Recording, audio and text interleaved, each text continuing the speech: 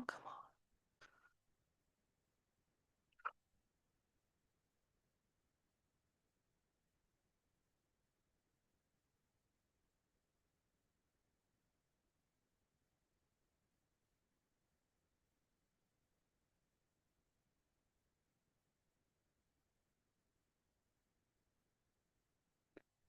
Anthony, I'm having an issue. I'm going to have to sign off and sign back in. No problem.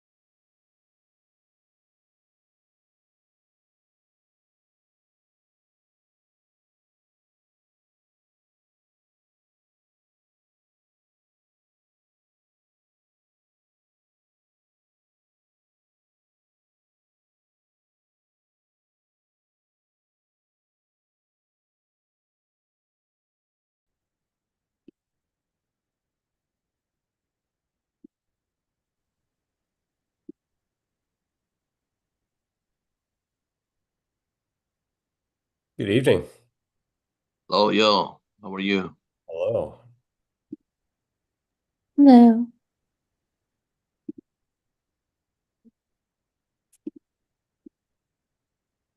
Things going? How's the snow treating you? It's not too bad. It was passable today for my daily jog around the neighborhood.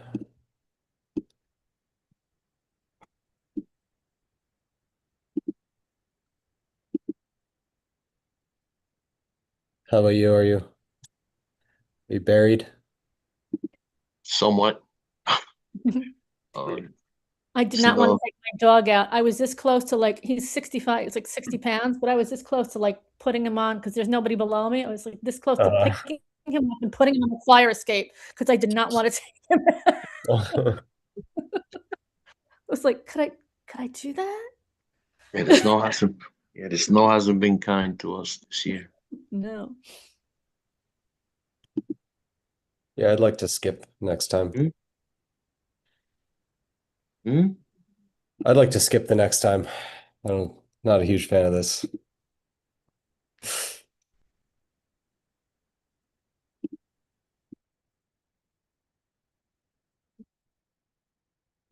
So we can do away with snowstorms. We could get a little, you know, movie like snow time. Pero yo estoy hablando.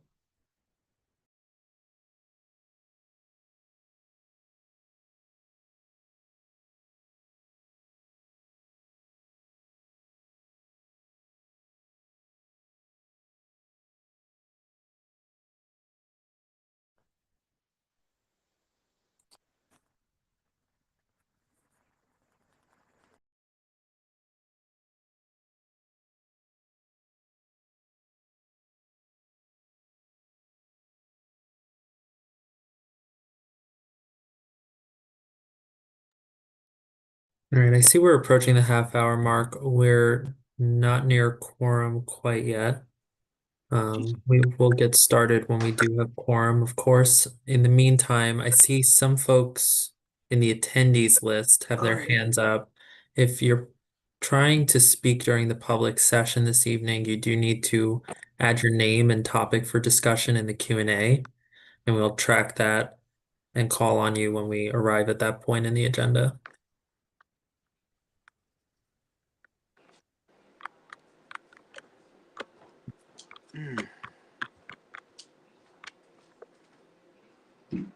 In the meantime, I'll just remind everyone to just keep yourself muted until we start, and unless you're called on. Most attendees, you have Kenneth Sagistrano who raised his hand. I guess he's trying to sign up for the public speaking. Yeah, so go ahead and put your, if that is the case, Kenneth, you have to put your name in the Q&A. There are instructions in the chat to follow to join the public session.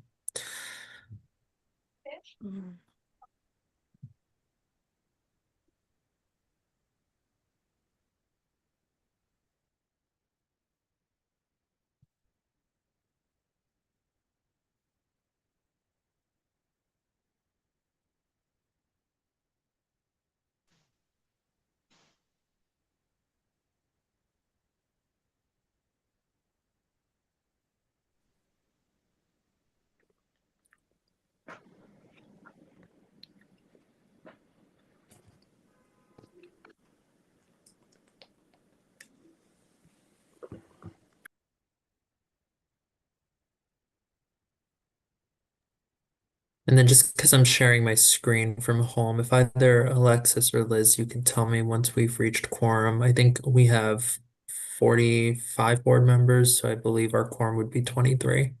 We Once have we have 40, 23. we have 44 members and quorum is 23. Okay, thank you. So once we've some reached that, reason- just let me know. Yeah, for some reason, I can't see everybody on this screen. Usually I can see the whole gallery view, but I don't know why.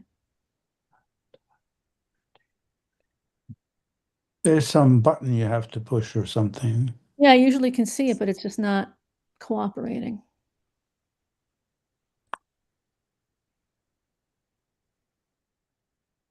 I think it's under view side by side gallery. If you go all the way into the upper right corner, Yeah, no, I'm there. I just can't, it's not showing me for some reason. I usually can see everybody pretty clearly. I just have to keep scrolling to see who's on. So it's just a little. It's because the screen is shared. Thank you. There's two screens, Alexis. There's webinar and Anthony's. If you go to webinar, the first tab on your upper left, you should be able to see everybody who's a panelist. Yeah, they're not showing me webinar. Just says my view standard, side by side, speaker, side by side gallery. You might need to update your Yeah. Zoom. You know what? I think I'm gonna have to sign out and sign back in real quick. There's a little gray button if you hover over the I screen. understand all that. I think I just have to like sign out and sign back in. But I didn't even finish telling you, but okay. You could do that then.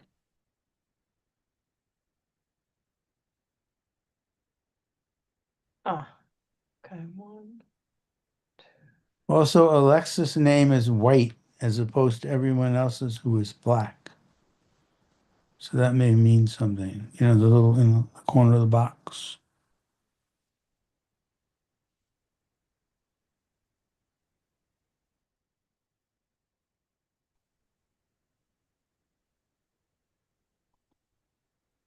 Hello. I can't hear you guys. Turn up your volume. IOC. Now I can hear you guys. You didn't hear because we weren't talking. Yeah, well, okay. Liz, how many more do we need to quorum? That's just If you what I would- was, that's just what I was checking. We've got Jamirna and we've got, does anybody mind if I do a quick roll call just to see who's here? Because it's difficult to go back and forth.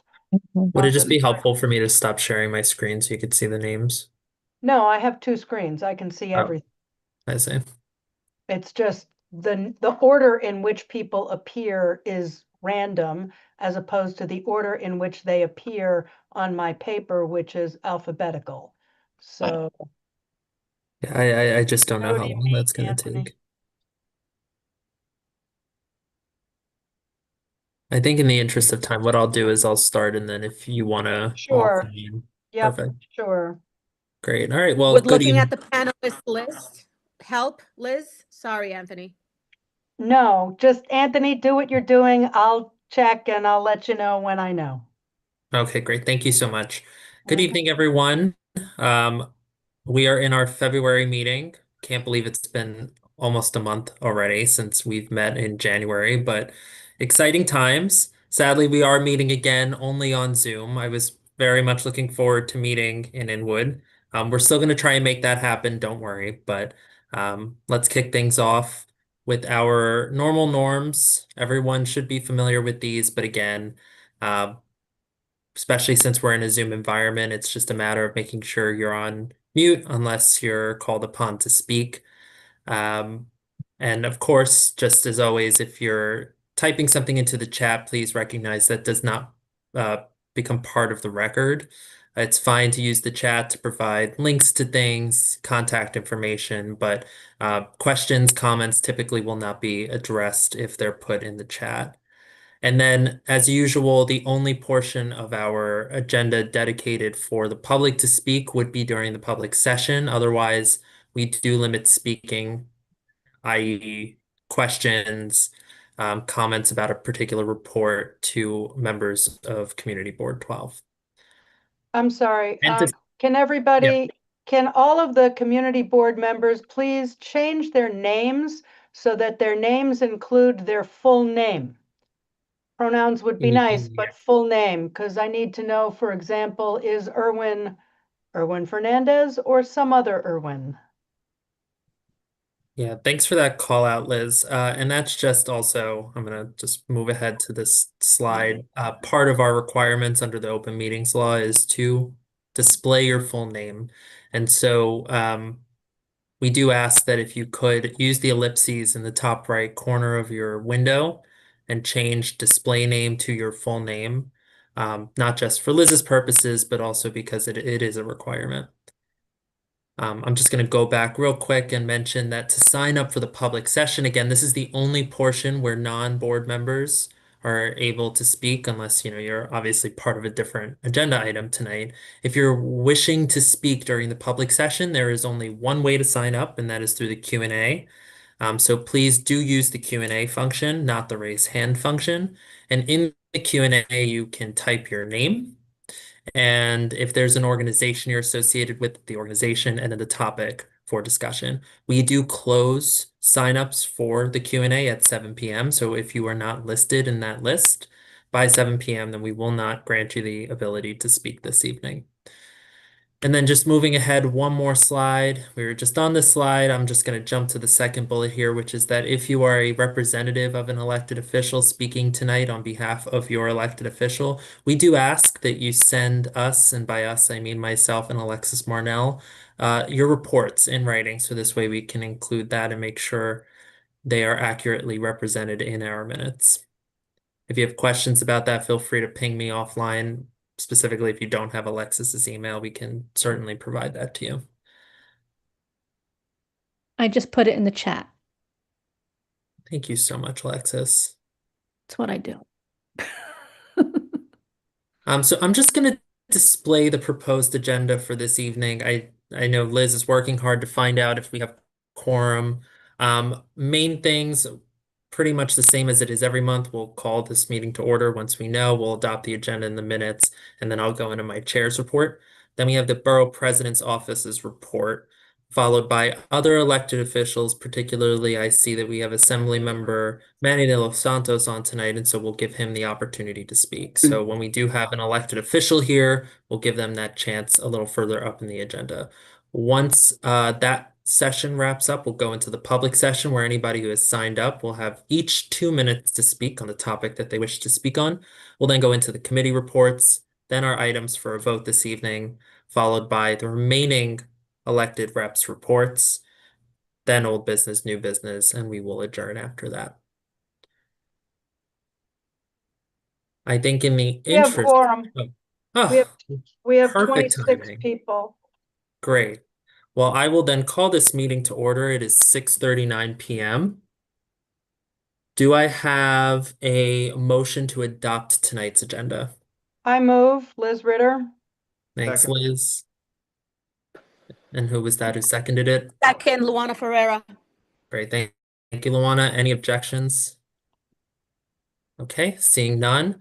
Before we adopt the minutes, if I could just give Alexis, our secretary, an opportunity to provide a quick comment on the minutes from last month. Alexis, go for it. Thank you. So I got a lot of feedback from several people regarding the minutes. I am going to make those changes next week because I am just slammed with grants. It's just not going to happen this week. So next week I will make those changes and it'll be up on Airtable.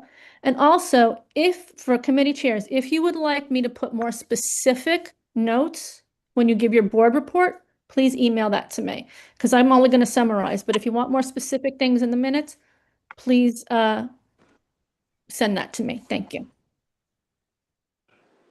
Thank you. So with all the feedback that Alexis has received, do I have a motion to adopt the minutes as amended? So moved. Wait, I made that. Oh, no, I'm sorry. I made that for the agenda. My bad. Thank you, Wayne. Second, And then any second by Liz. Any objections? Okay, seeing none, we will now proceed to my report. So I'm going to start this report this evening with some general updates. So really excited to share, and I know it's been a long process, but Kiana Diaz, who this board appointed to serve as the district manager back in December, now has a start date, and her start date will be March 2nd. Now, March 2nd, that's I think next Monday. That day, she will be at the Manhattan Borough President's office. Is my understanding she'll be spending a lot of that day on orientation and training, and so please do not bombard her with any questions or comments, nor try to show up in the office that day to speak with her. I know she's going to make an effort to reach out to the board members and get to know as many of you as possible. So stay tuned on that, but we're very much looking forward to having her leadership in our office.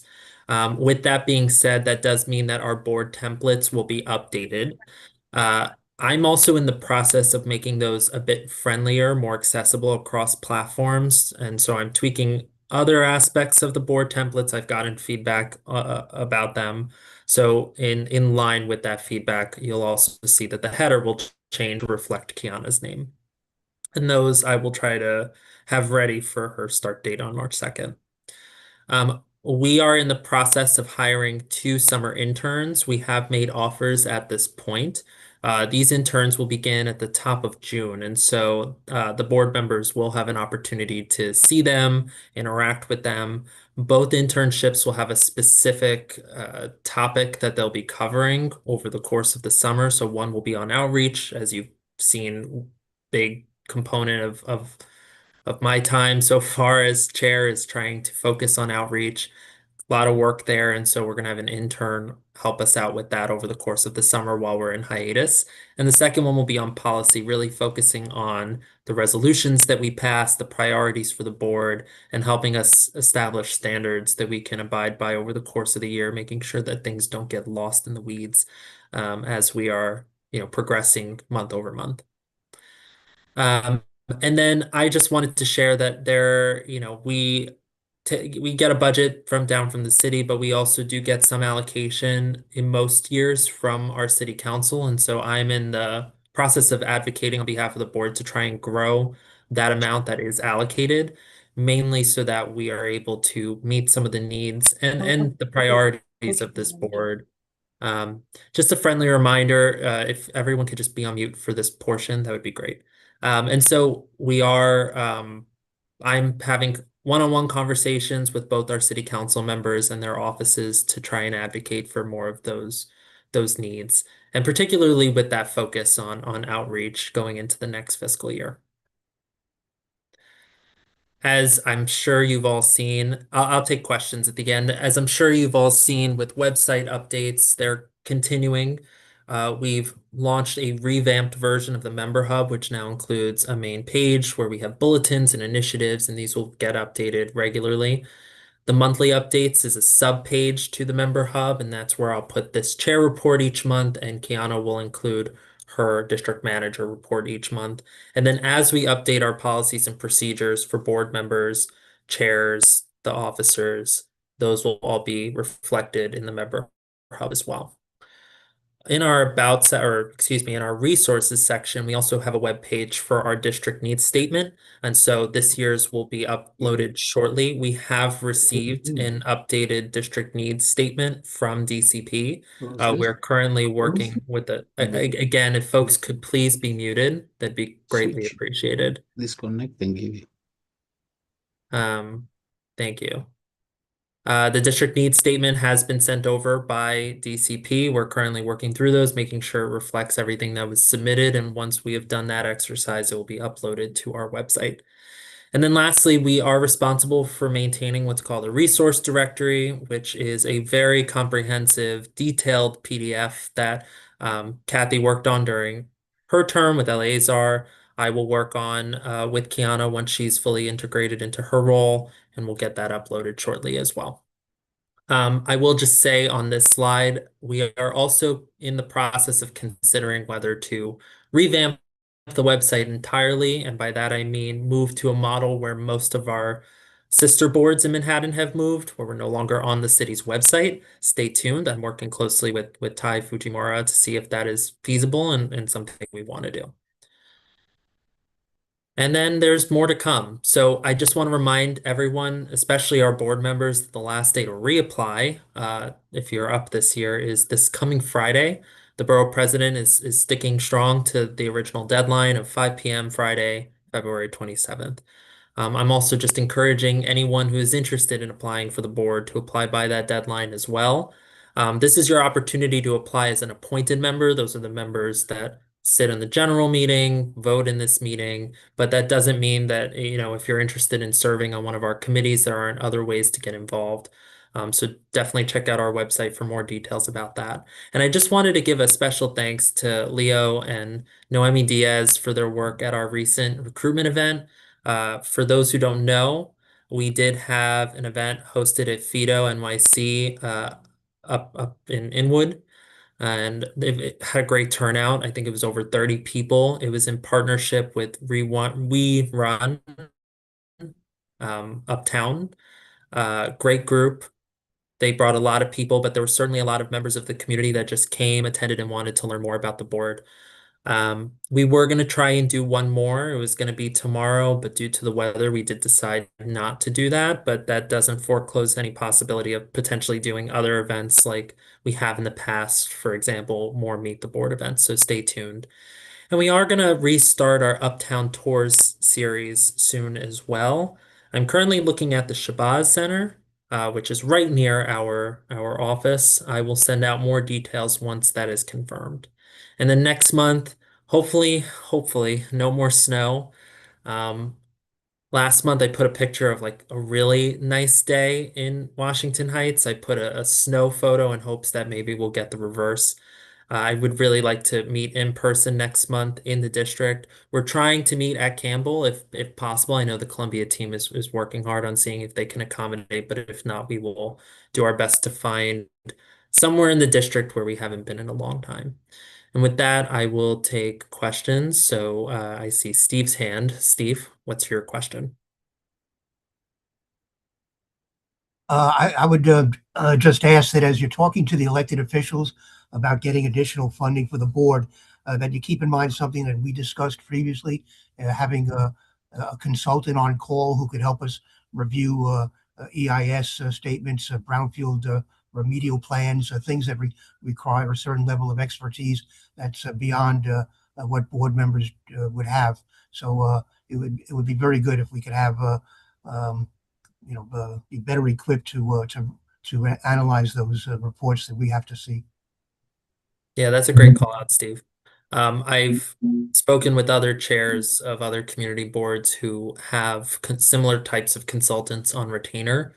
And one way they do that is by seeing what amount of budget is remaining at the end of the fiscal year and use it for that retainer. And so I'm going to look into it this year if we do have any surplus, and if not, certainly, Steve, I will talk with our city council members about that as well. Liz, I see your hand. Yeah, do you mind if I just call out a couple of names to make sure that they are in fact not here? Yeah, go for it. Mary Anderson, Jay Baez. I'm here. Okay, thank you. Yeah, S. Mary Anderson is excused today. Okay. Nobles. Robin. I'm here. Okay. Stephen DeJesus. Is Kathy here? Domingo. Jonathan. Leo. Anne. Diogenes. I'm sorry, Liz. Anne is having tons of issues getting on into the meeting, so she's coming to my place so we can be together so she can participate in the meeting. I love that. I just love that. And Liz, All right, I'm let here, me- Liz. Oh, okay. Thank you. So we got you and yeah, Darlie, if you could just let me know when Anne comes and I know 8 tons. Okay, so that's everybody. We've got almost a full house. That's cool. Thank you. Wonderful. Let you know. Thanks so I much, will Liz. text you a direct message when she's here. Sweet. Perfect. And then I will change my Thanks, name for both everyone. of us. All I right. love that. Awesome. I'm going to turn it now to Marielle Ali if she's on. I can't see the screen, but if she is here, I'm going to give the mic to her to give the report from the Borough President's office.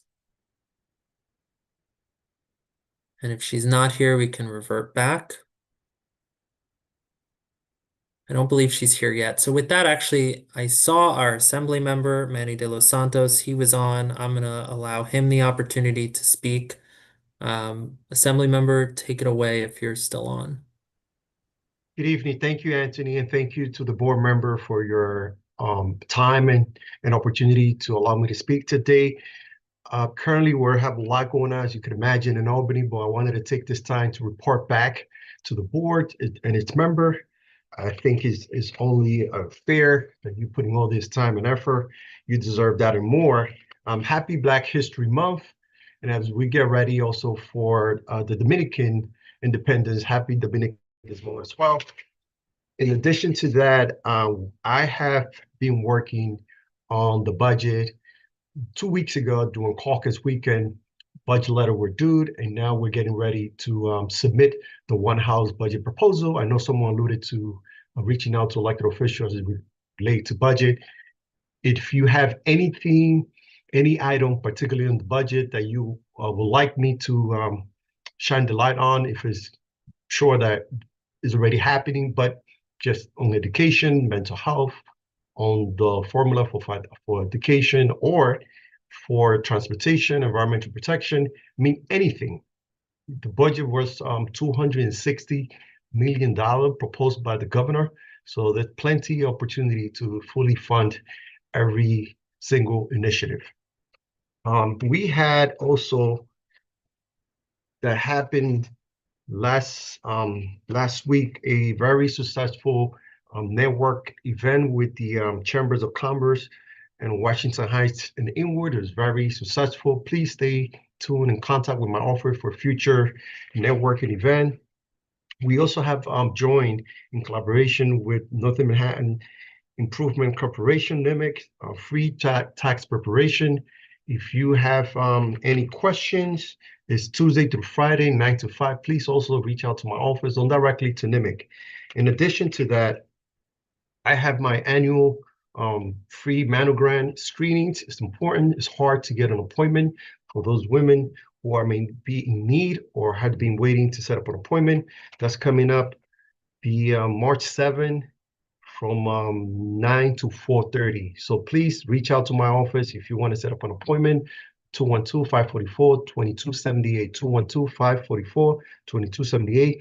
I believe Peter, who's on the meeting right now should be able to provide more details about the event. Having said that, the second annual Uptown Women's History Month Awards at the United Palace is also coming up with the collaboration with the Restaurant and Bar Association and Mama Chula Social Club. Nomination has been submitted, has been posted on social media as well, and we also have sent emails, but that has been already said and done. But I want personally encourage you to attend on Thursday, March 19th from 5 to 9 o'clock. We also having a celebration to commemorate Black History Month this Saturday, the 28th, from 2 to 5 at St. Stephen's Church. So please, if you have some time from 2 to 5, stop by. After I'm done with business in Albany, expect to be there, to be on time for that important event. I believe it's the 3rd annual since I became an assembly member. Also, if any of the Uptown families, neighbors, residents, if you have neighbors or family member who has been harassed or who has encountered any interaction with federal agents, ICE, please also reach out to my office. Sure, the same is true for any other elected official and not-for-profit organization who has been working hand by hand to ensure that these families have the resources and the information they need in terms of know your rights.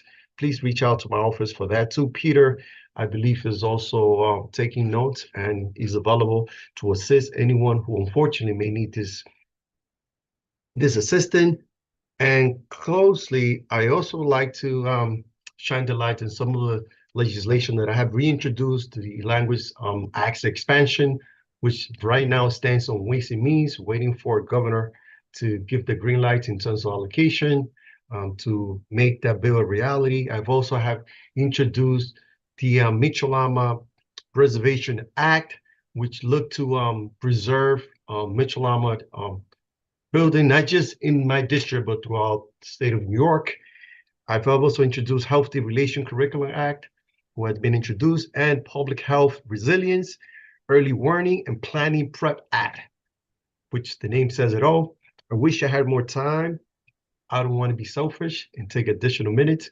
If you have any question, I have shared my government email address. I'm very accessible and easy to find. Please reach out if you have any question, comments directly to me.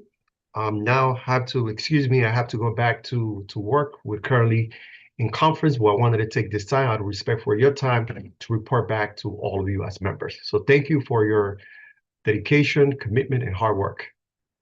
Great. Thank you so much, Assembly Member. Thank you. All right. Let's bring us back to the agenda for this evening. All right, that takes us now to the public session. It's a bit early, but I think we can work through the list. So as always, each person gets 2 minutes. We still have 2 minutes, by the way, before I close sign up. So if you're interested in signing up, you have 2 more minutes to put your name and the topic you wish to speak on in the Q&A. Actually, I see Marielle. Welcome, Marielle. I'll turn it to you actually first, and then we will go to the public session. So Lori Tobias Cohen is also here. yes, the reps will be at the end of the agenda. Marielle, go for it. Wonderful.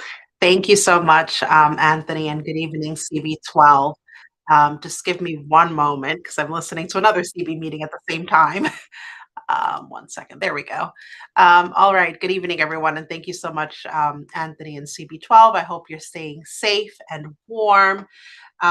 Just wanting to provide a report for you from the Borough President's Office. Firstly, happy Black History Month and happy Lunar New Year to all. Sadly, as you may have seen, yes, Alexis, I can do that. Sadly, due to the blizzard, we had to postpone the inauguration and Borough Convention. We do hope to have more information soon on rescheduling, so do stay tuned for that. Sorry, Anthony, the BP is calling me, so I do have to take this. Can I, just 1 second, thank you. Sure thing. And I'll take it that Liz, perhaps your hand was to sign up for the public session. Is that right? Okay, I've added you. Super, thank you. I think what would make the most sense is to turn to the public session at this point. And so I will start with the first person on our list, which is Ian Scott. Ian, I will grant you the ability to speak, and then you will have 2 minutes to talk. So Ian, take it away. Hi, good afternoon or good evening. My name's Ian Scott. I'm at the Riverside Apartments. And what I'm wanting to talk about is the viaduct, which has been left unfinished. And there's a lot of barriers and trash that's left on the street in front of us. And this prevents us getting access to the front of our building. And this is both frustrating and worrying because, the first thing that's frustrating is when you order a pizza, the pizza delivery guys can't find the front of the building because it's blocked off by the barriers. So that is just a nuisance. But from a safety point of view, it also prevents access of emergency services getting to us. And it seems like the project has been abandoned. And I believe that there's some legal talk going on between the contractor and the city. And we just want to be known that we are frustrated and we've had enough of this. And we really like somebody to take action and get something resolved so that they can complete the job and move the barriers away from in front of us. Because it's not only an inconvenience, it's a safety thing. And that's my comment for tonight. Thank you so much, Ian. All right, next up on the public session list is Lynette Lauralig. Lynette, you will have 2 minutes to speak. I'm sorry, Laura Tig. You'll have 2 minutes to speak. You should be able to unmute yourself now, and you can begin whenever you're ready. Thank you. Good evening, Chair and members of the board. I'm reading this letter from Rick Pantaleone, President of the Co-op Board of River Arts Apartments, a 244-unit cooperative directly fronting the Riverside Drive West Viaduct Reconstruction Project. Construction began in front of our building 7 years ago. For the past year and a half, work has been completely stalled while the DOT and the contractor litigate. Meanwhile, our residents continue to live with restricted access, traffic diversion, and safety concerns. Mindful of the time limit tonight, I'll condense a complex situation down to one set of verifiable facts. The entire 550 feet of roadway directly in front of our building is finished. The moving lanes are rebuilt, the parking lanes are rebuilt, the sidewalks are complete. And most importantly, the remaining construction is over 250 feet south of our building. So why is the completed section in front of our building still closed? DOT intermediaries have said that reopening the completed section would be unsafe, but DOT leadership has failed to explain to River Arts residents why it would be unsafe to open the completed section of the work. They have refused to meet with us. The impacts to us are serious and extensive, from delays in EMS rescues to residents with limited mobility who now need to climb 2 flights of stairs and a whole host of other safety issues. Here are the key points. The burden of proof should not be on us to prove anything. The burden should be on DOT to explain why a completed section of the viaduct reconstruction project remains closed. We respectfully ask this board to press for a face-to-face meeting with DOT leadership who has the authority to make decisions for a path forward. I will gladly walk any willing board member around the completed section so you can see it in its condition for yourselves. Great, Thank you for your Lynette. time. Great timing. That was exactly 2 minutes. Thank you. I will now turn it, Steve, is this a clarifying question for the speaker? That should be the only type of question that gets Yes, asked. I'm curious to know whether or not you have been in touch with Councilmember Abreu, who is not only the chair of the Transportation Committee, but I think lives in your building. Are you talking to him about this issue? Yes, we certainly are. Okay. Definitely. All right. Well, I would encourage you to continue to do so. Thank you. Thanks, Steve. Thank you, Lynette. Next on the public speakers list is Kenneth Sagristano. I'm going to give you the ability to speak, Kenneth, and then you will have 2 minutes. And you should be able to unmute yourself now. Hi, my name is Kenneth Sagristano. I'm the owner of Sisu Garden Corporation, and I'm applying for an OP liquor license for a proposed restaurant at 3764 Ninth Ave. I have a longstanding connection to Washington Heights Inwood community, having served 33 years with the Port Authority, with more than half my career at the George Washington Bridge in senior leadership roles. As general manager, I led the rehabilitation of the bus station and worked with elected officials and small businesses to help them establish themselves within the terminal. I oversaw the rehab of Dolphin Park and Cabrini Ave and the construction of the Juan Pablo Duarte Foundation community space inside the terminal. I also served on the board of the Washington Heights Chamber of Commerce for 6 years. Over the past 21 years, I remained active in the community, participating in pamper drives with former Manhattan Borough President Gail Brewer, turkey drives with State Senator Robert Jackson, NYCHA, toy drives with the National Nights Out events with NYPD. I also have supported organizations including the Women's Chamber of Commerce, Altagracia Faith and Justice, Inwood Artworks, and the Dominican Women's Center. On February 11th, I appeared before the licensing committee to present my proposed establishment. The primary concern raised was hours of operation, particularly in light of the 34th precinct's concerns about other businesses in that area. Although the committee remained open-minded, there were not an initial consensus on the hours. 8 proposals were offered by 6 members, and the chair ultimately advanced one of the most restrictive options, Monday through Thursday, 12 p.m. to 1 a.m., and Friday through Sunday, 12 p.m. to 2 a.m., advising that they would not support my application unless I agreed to their hours. In compromise, I reduced my request to 12 p.m. to 2 a.m., 7 days a week, noting I expect to close around midnight most evenings, but saw flexibility for private parties of all types and community events. I also said I would provide security for the hours I was open past midnight as they requested. This area now includes 3 new residential housing towers, 600 families, over 5,000 residents, yet there are only 5 businesses within 500 feet. Following the meeting, letters of support were submitted on my behalf by Paul Gagliardi, who employs over 100 people in the area, and retired Deputy Inspector Morales of the 34th Precinct. Both letters were sent to Councilwoman Carmen De La Rosa and the full community board in support of my application. I also had a positive discussion with 34th Precinct on Friday, where we discussed my operation. Give me one more second. You can I finish your respect sentence. Thank you. board. What? I said you could finish your sentence, and then we do have to move on. I respectfully ask the full board to approve my application this evening. I remain committed to continuing to work collaboratively with the board to memorialize our mutual understanding, create jobs for the community, and be a good steward of the neighborhood. Thank you. Thanks, Kenneth. And for the record, this applies to Resolution 9 on tonight's agenda. Okay, Liz, I'm sorry, do you have a clarifying question? I do. Is the speaker able to stay for the rest of the meeting so that when we get to the portion of the meeting where we discuss this, we are able to ask questions then, which are not appropriate to ask now? Kenneth, I apologize, I muted you, but you should be able to unmute yourself and say yes or no. Yeah, I can stay, absolutely. Super, thank you so much. Thanks, Kenneth. Thanks, Liz. We'll now turn to the next speaker for this evening, who is Jack Fogel. Jack, you should be able to unmute yourself, and you'll have 2 minutes once you begin speaking. Jack, are you still there? If you're trying to speak, we can't hear you. It does say you're unmuted, but I can't hear you.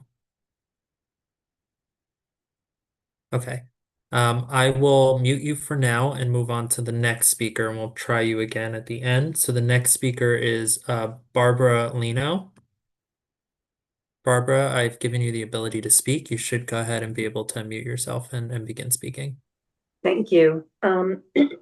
So my name is Barbara Lino, and I live in River Arts, and I'm also here to, I think, having the community board support about trying to find a resolution to the work stoppage stopped in 2024. And, maybe if you need visuals, I live on the river. I can see the river. And when you look down, there's these concrete pillars, and the fire hydrant is inside of those by our building. If we had a fire, the fire engines, I don't see how they could possibly get to the fire hydrant and put out a fire. It's not just about not being able to walk across the beautiful viaduct or, losing all the parking. This is really about, I'm a senior citizen. I get a heart attack. I have a stroke. I could really, pass before an ambulance could come. And, the Department of Traffic just doesn't seem to care. And we are 244 units. And I think a lot of us are really scared to live in this building. And that's all I have to say. Thank you Thank so you. much, Barbara. Okay, next up so the next three public speakers are board members. The first one is Liz Ritter. So Liz, take it away. You'll have 2 minutes. Hi. So the Northern Manhattan Arts Alliance is having its annual Women in the Heights, Women's History Month art exhibit open to artists from Inwood, Washington Heights, West Harlem. The opening is tomorrow at the NOMA Gallery on the ground floor of the United Palace. There's no more registration left because it's full, but a lot of times people, either don't show up or they come, they don't stay for the whole thing. So if you want to go, it's from 6 to 8 at the United Palace. Just come, stand online, and I have proud to say I have a piece of work in it. So if you've ever thought that I was a piece of work, there you go. Thank you, Liz. I'll now turn it to Tanisha Grant. Tanisha, you'll have 2 minutes. Yes. So in my personal capacity, I just want to uplift the anti-Blackness that is going on in our school community right now. If y'all haven't seen, CC3 had their monthly meeting, and Professor Allison Friedman, who is a professor at Hunter College, thought that it was okay to say some very anti-Black Jim Crow racist stuff. Because of the efforts of parents like me on the ground, we are now getting media coverage. And today, Parent Support and Parents New York had a virtual press conference, and we had 167 people attend, including our borough president, including our chair of higher education, and our chair of K through 12 education. But our point is that it's 2 weeks later. So we will be talking about this in our committee, but we want everyone here to denounce and condemn anti-Blackness just like any other type of hate. Okay, name it and condemn it as soon as it happens, and we'll keep working on this in a personal capacity. But go look it up; it's a thing. Thank you. Great, thank you, Tanisha. I'll turn it now to Noemi Diaz. Noemi, take it away. Hi, good evening, everyone. Happy Black History Month, and that is American Month. So just keep that in mind, that it should be every month, right? Every day, every time we think about it, that's where we come from. So just wanted to thank once again, Tanisha, for what you've done. I just want to reiterate that. I know a lot of people were in prison, but I saw you in full power defending our children. So thank you. And speaking of our children, we have Minecraft that's happening in our borough. Battle of the Boroughs is happening March 28th at the George Washington Educational Campus. I will be sending a flyer to the community board. If you are an organization and would like to table, we will have parents across the whole borough of Manhattan at the George Washington campus. So we want to invite you all. It will be from 9 to 2, 3 roughly. We will have community rooms available for kids to play. We will have parent workshops. We will have a couple of organizations handing out resources. So we want to invite you all. And Tracy, if you're here, please make sure you come through. We're going to have games for the kids to play with. So bring them all. Thank you. Great, thanks, Noemi. And then I'll try to allow, oh, Alexis, do you have a question? Is that what? Yeah, I'm sorry. I couldn't, I don't know what's going on my computer. No, I mean, what's the date? I didn't hear that. I'm sorry. March 28th from 9 to 2. March 28th. It's a Saturday. Thanks. Thank you. All right, and now I will give it to or sorry, not Ian, Jack Fogel. Jack, you should be able to unmute yourself and speak.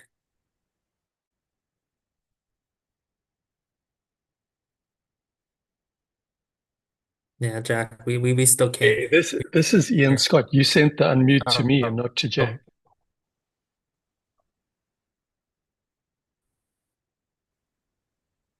No, sorry about, and it appears you are unmuted, but we can't hear you. Okay, maybe next time, Jack. Apologies. I will now turn it back to Marielle Ali to finish her report. Marielle, if you want to take it away from the borough president's office. Sure. Thank you, Anthony, and apologies again, colleagues. I had to take that call. And just keeping an eye because I might get another call in a moment or two. But again, sadly, happy Black History Month and happy Lunar New Year to all. Sadly, due to the blizzard, the inauguration of the Borough Convention was postponed. So do stay tuned for more information on that soon. As a reminder, community board applications are due this Friday at 5 p.m. Please, please, please, if you are up for reappointment or need to reapply, please apply as soon as possible. And for those who are members of the public wanting to join your local community board, please apply as soon as possible. Again, that's this Friday at 5 p.m. and you can access the application on our website. We are thrilled to announce our new Manhattan Deputy Borough President, Misha Smith. And we are also thrilled to announce our new Manhattan Borough Historian, Harold Holzer, who has also joined the team. I did just want to kind of highlight some things that the borough president has been focused on this month. As you all know, unfortunately, this month, the LGBTQ community has been under attack. As you know, the Trump administration allegedly, in the dead of night, removed the pride flag from Christopher Park, home of the Stonewall National Monument. The borough president was proud to join many electeds in re-raising the flag once again at Christopher Park. Unfortunately, we have also received news that significant New York City hospitals will no longer be offering gender-affirming care to patients under 19. Gender-affirming care is life-affirming care, and the Manhattan Borough President will remain a forceful advocate for ensuring people have access to the health care they need. We do just want to also highlight 2 events that are happening. One is we are partnering with the Studio Museum in Harlem for a free admission community event this Friday, February 27th from 4 to 9 p.m. for up to the first 400 attendees. We will be sharing that flyer shortly, but would love to see members of Community Board 12 there in Upper Manhattan at the Studio Museum this Friday at 4 p.m. Additionally, we also have an event on Sunday, March 1st. So alongside Assembly Member Michael Lasher, the Interfaith Center of New York, Hands Off NYC, and the St. Michael's Episcopal Church, the Manhattan Borough President's Office is hosting an ICE preparedness town hall panel and training this Sunday, March 1st at St. Michael's Episcopal Church. That's at 225 West 99th Street at 5:30 p.m. We will also share the flyer for that.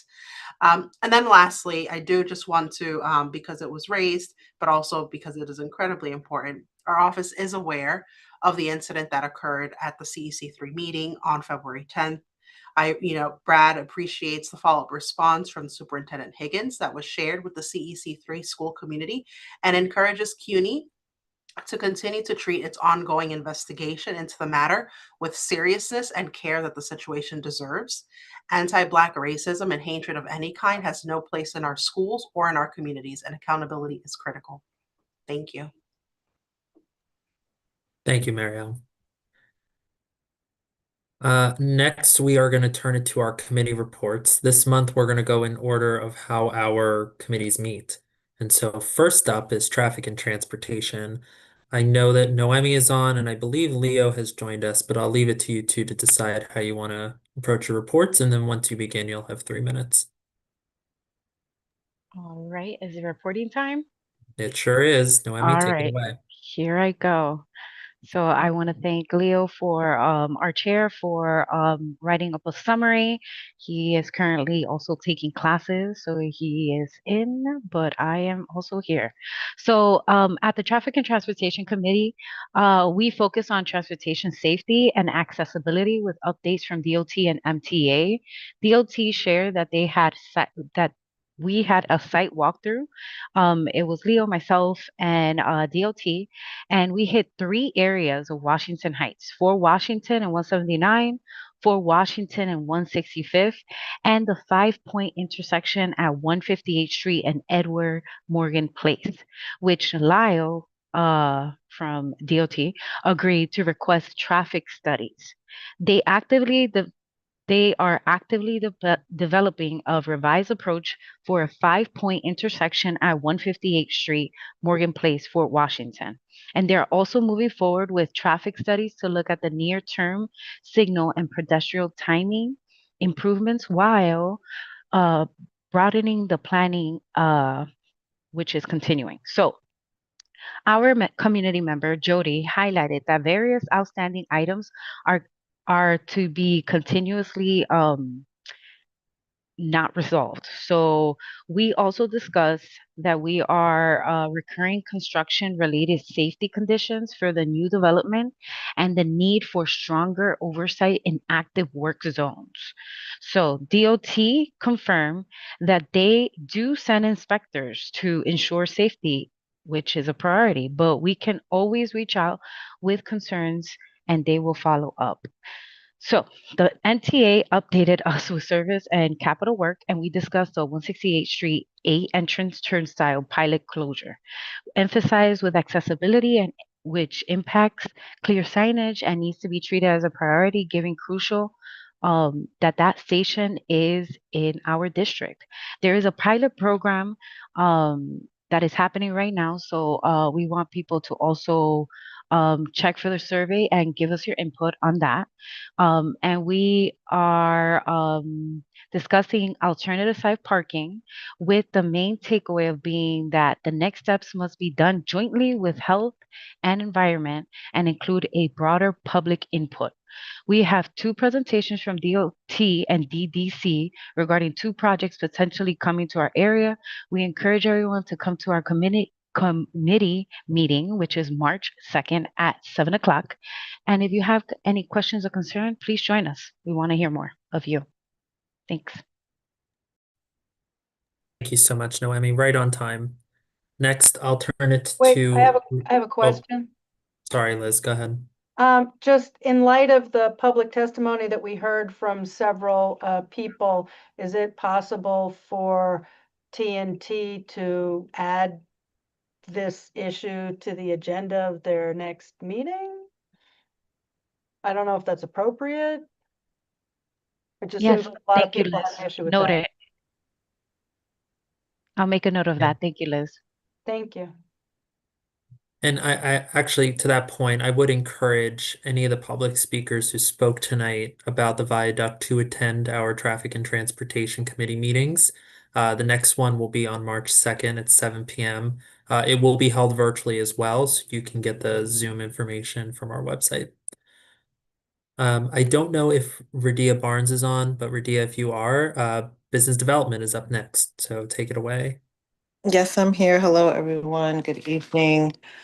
We had a nice meeting in February. We had two representatives from New York City Small Business Services, two government liaisons who spoke about the resources that small business services offer to businesses in our area. Some of the resources were business solution centers, financial assistance, commercial lease agreement help, MWBE certification support, women's entrepreneur support, emergency and resiliency services, and hiring support through Workforce One centers.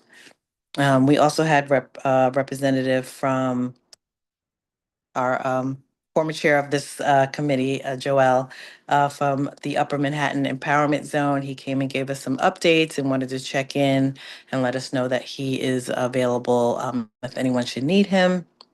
And then we had someone from Cloth speak about the Broadway bid. She came on and just gave an update, but we're going to dig a little bit deeper in our March meeting with the Broadway bid. And our March meeting will be held virtually. And that concludes my report. Great, thank you so much, Radia. Next up is land use. Wayne Benjamin, take it away. Thank you. So in February, first of all, we welcomed two new members to the Land Use Committee, and that would be Hector Bonilla and Jacob Annis. We've got some changes to the land use lineup, and this is the latest, so we welcome them. We actually had two presentations, and interestingly, both of them, touched upon C8-3 zoning, which is sort of a heavy commercial zoning that also favors more automotive uses. And just for background, many years ago, this community board passed a resolution asking the Department of City Planning to rezone all of the C8-3 zoning districts in Washington Heights and Inwood, because that type of zoning doesn't allow for the development of housing. It doesn't allow for the development of a number of community facility uses, schools and others that are needed in the area. But to date, nothing has happened with that type of zoning. So the first presentation was a discussion for the plans for the new Fort Tryon Jewish Center, which is to be built on a site on 184th and Broadway. That is a site that is zoned C8-3. It's a small site, so it really can't accommodate much more than the proposed new synagogue. During the discussion, there was a question of whether it could be built as of right or whether they would need to go to the Board of Standards and Appeals for a special permit. But subsequent to the meeting, I did some research, and in C8-3, there are some community facility uses that are not permitted. And there's some that are, and among the uses that are permitted would be houses of worship and churches. So the synagogue can be built as of right at that site. And so we look forward to it moving forward. The second presentation was a proposal from Zeta Charter Schools to build a middle and high school at a site located at the corner of 181st and Broadway. That is the former Coliseum Theater, if I'm not mistaken. And that is an interesting site because it's actually covered by four different zoning districts. And 3/4 of the site, you can build a school as of right, and 1/4 of the site is a C8-3 zoning, which, as I mentioned, does not allow you to build a school as of right. So, Zeta has approached the Board of Standards and Appeals for a special permit to allow for construction of the school, basically on the entire site. The planning and zoning actions are pretty straightforward. However, one of the findings that BSA looks at has to do with transportation, and Leo and others from traffic and transportation were present because there's some concerns with that. So there's going to be a walkthrough, I think, later this week, and then the applicants will meet with TNT next week. Tanisha was also present. Zeta currently runs a charter school. I guess that's the elementary school much further north. So they're going to meet with TNT to discuss some ongoing issues there. And I also forwarded this application to Steve Simon because part of the application includes an environmental assessment statement. I thought that Health and Environment would be interested in taking a look at that. So there are continued discussions going into March on this application. Great, thanks, Wayne. I see a hand from Isidro. Isidro? Thank you, Anthony. One, if you're so kind and invite me, please, to that walkthrough, because as executive director for the bid, we do have direct saying on this matter, and I'd like to be very much invited. So the walkthrough is being coordinated by TNT, so reach out to Leo on that. Thank you. Also of interest, there should be, we should take into account that the environmental study that will take place if this is built, should be released to the community because as it is, the community is facing a lot of environmental challenges, and to bring kids to this area could be a big problem for them and to the community. Thank you. We do have the, we meaning the community board, we do have the environmental assessment statement. It's part of the overall package, which is why, although this is a land use application, I looped in health and environment so that they can take a look at that over 300-page document, which is why Steve wants us to have a consultant to help them look at that and others. Great, thank you.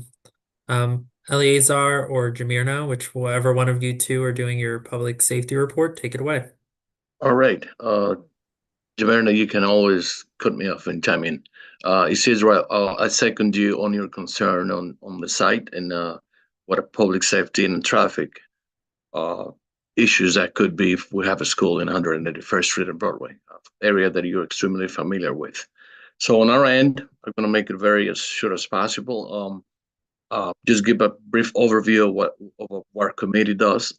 We are a platform in which we're fortunate to have two precincts, local precincts, 33rd and 34th, come and discuss their stats. You know what happens in each one of the jurisdiction of both precincts. The 33rd precinct covers from 155th Street to 178th Street, and the 34th precinct covers from 179th Street all the way to 15th Street. Always almost hitting into the Bronx. The stats, you can always go back to our minutes and social media transmissions in YouTube and look for those stats. But generally speaking, the best set of news is that the 33rd precinct was able to have to land 14 new police officers just last month, and they all going to be assigned to foot patrol. That's probably one of the best set of news that we've had in a long time, knowing that both precincts are understaffed.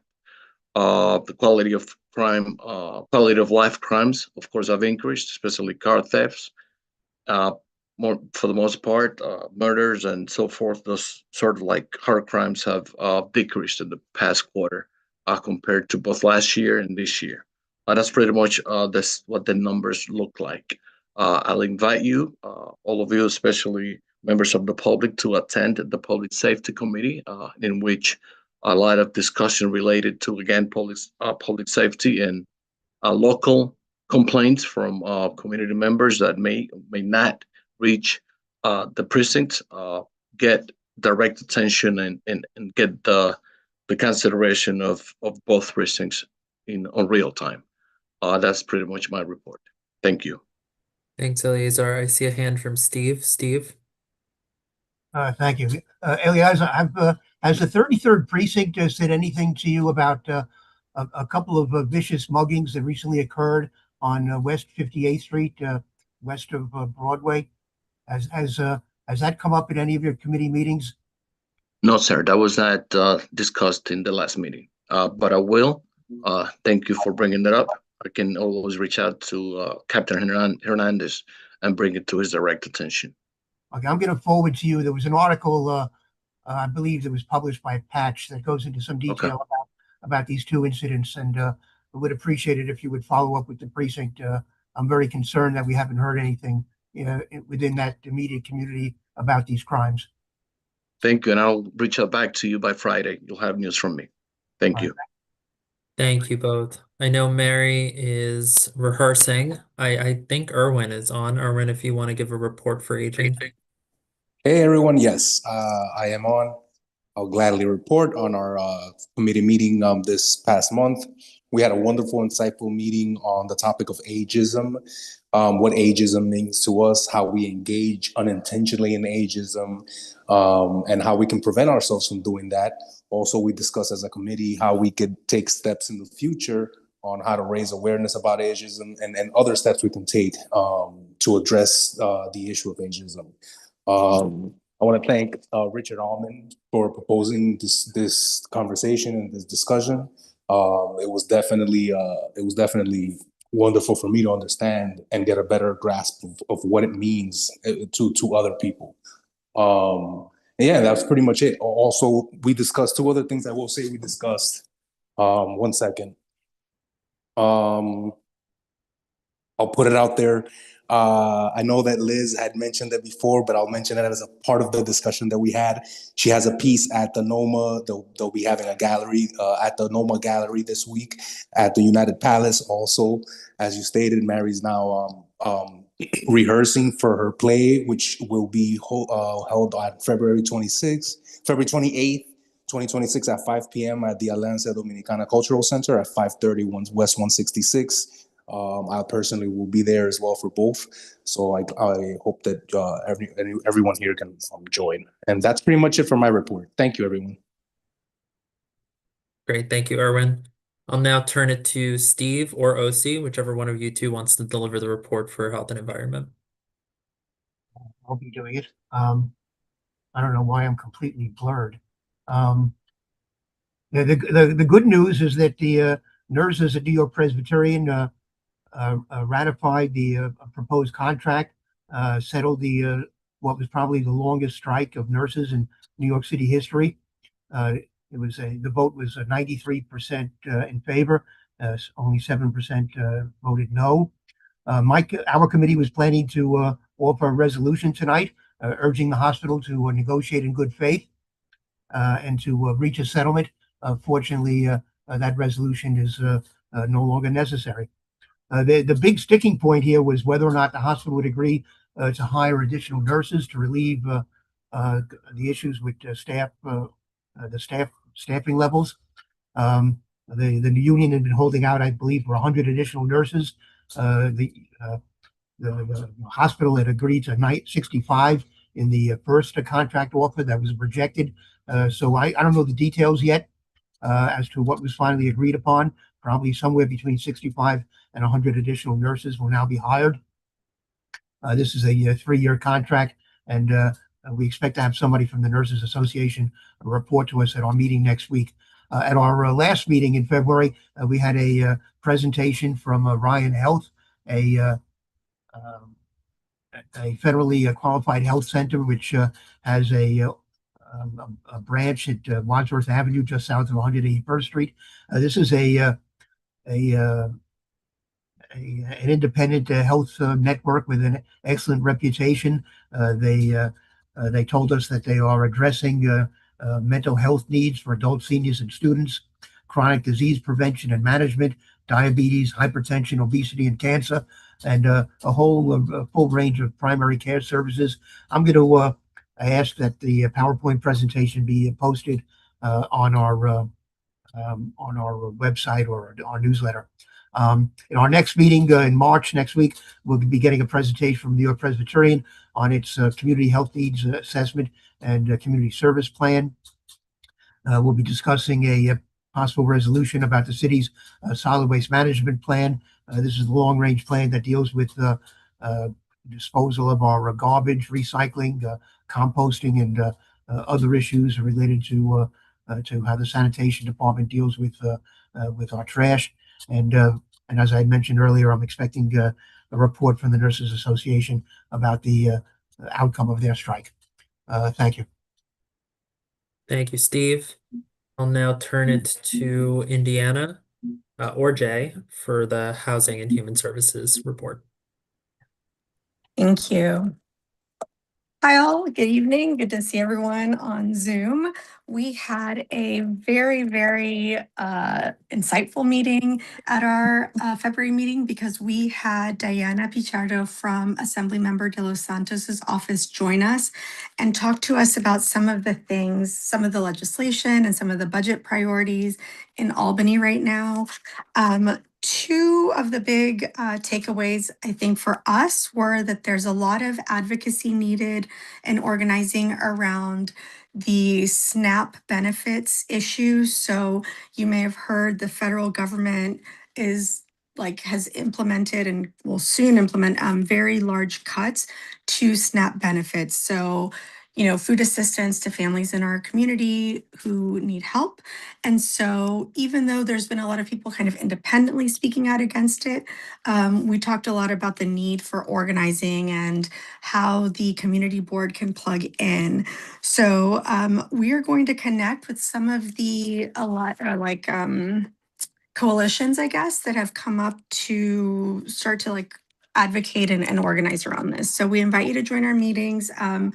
We are usually the first Thursday of every month. And I think just basically we're going to see how we can organize around that and hope to have a resolution for the next community board meeting for us to vote on. The other issue is housing and how in the past there was a pilot program that had allocated some money for state-funded vouchers for housing. And there's a big hope that that pilot would get not just funded again or, made permanent, but also that the funding would be increased. And in the governor's budget, that did not happen. It was funded kind of at the same level. So keep an eye out for more information about that. We may also try and do a resolution either specific to that housing program or just to supporting housing more fully. And then I want to conclude by saying that there is a No More Crumbs rally. We've had now at our last two meetings, representatives come to invite us to join. It's about supporting, communities and housing needs, healthcare, food. No ice, no wars is what their flyer says. I've added a link in the chat, but it's on February 28th. And they are meeting at Harlem Hospital and walking to the state office building. And I believe the meeting starts and the event starts at noon. So I encourage you to check out Urban Justice Center's Safety Net on Instagram and you can get the details there. Thank you. Great. Thank you so much, Indiana. I will now turn it to either Luana or Alexis to deliver the report for parks. I can do it, Alexis, if you want. I can do it, Alexis. Thank you, Anthony. Also, a quick minute. Thank you so much, Community Board, for all of your support during the loss of my father. I received your flowers and generosity. I did send an email, but I just want to make sure that sometimes email goes into the spam folder. So once again, thank you. For programming updates, please refer to the minutes. But what we are right now one of the concerns that was brought up at the parks at the PCA is making sure that parks gives us an in good faith report regarding the update of the closing of the marina, because we don't want the marina to be excessively closed. We do want reports on timelines, procurements, construction, and reopening. This on the heels of the closing of the Hudson sailing. That's that. We're also very pleased to know that conversations about the reopening of Dolphin Park are moving along nicely. There is a projection to try to get the park open this summer. So we are listening intently and attentively, although this falls under the purview of transportation, as everybody knows, but because it's a park, we are also very involved. And last but not least, we are reconsidering redrafting, passing, again, pushing forward the resolution 1% for parks. This was an entry discussion point that was debated on during this mayoral election. And now that, thank you for the hearts, and now that we have new leadership, we will push the resolution forward once again. That is my report for programming. Refer to the minutes. Great. Thanks, Luana. Liz, you have a question?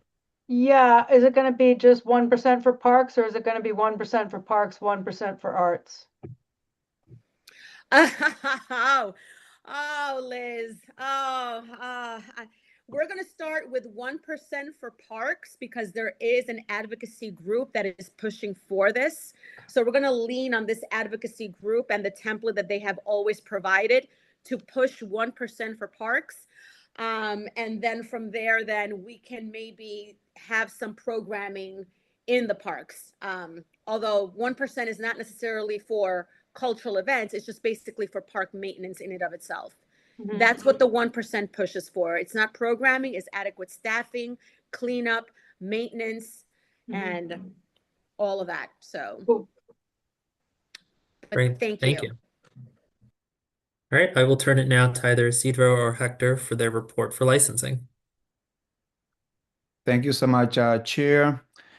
We had 3 new members on licensing that included Catherine, Tracy, and Lisette.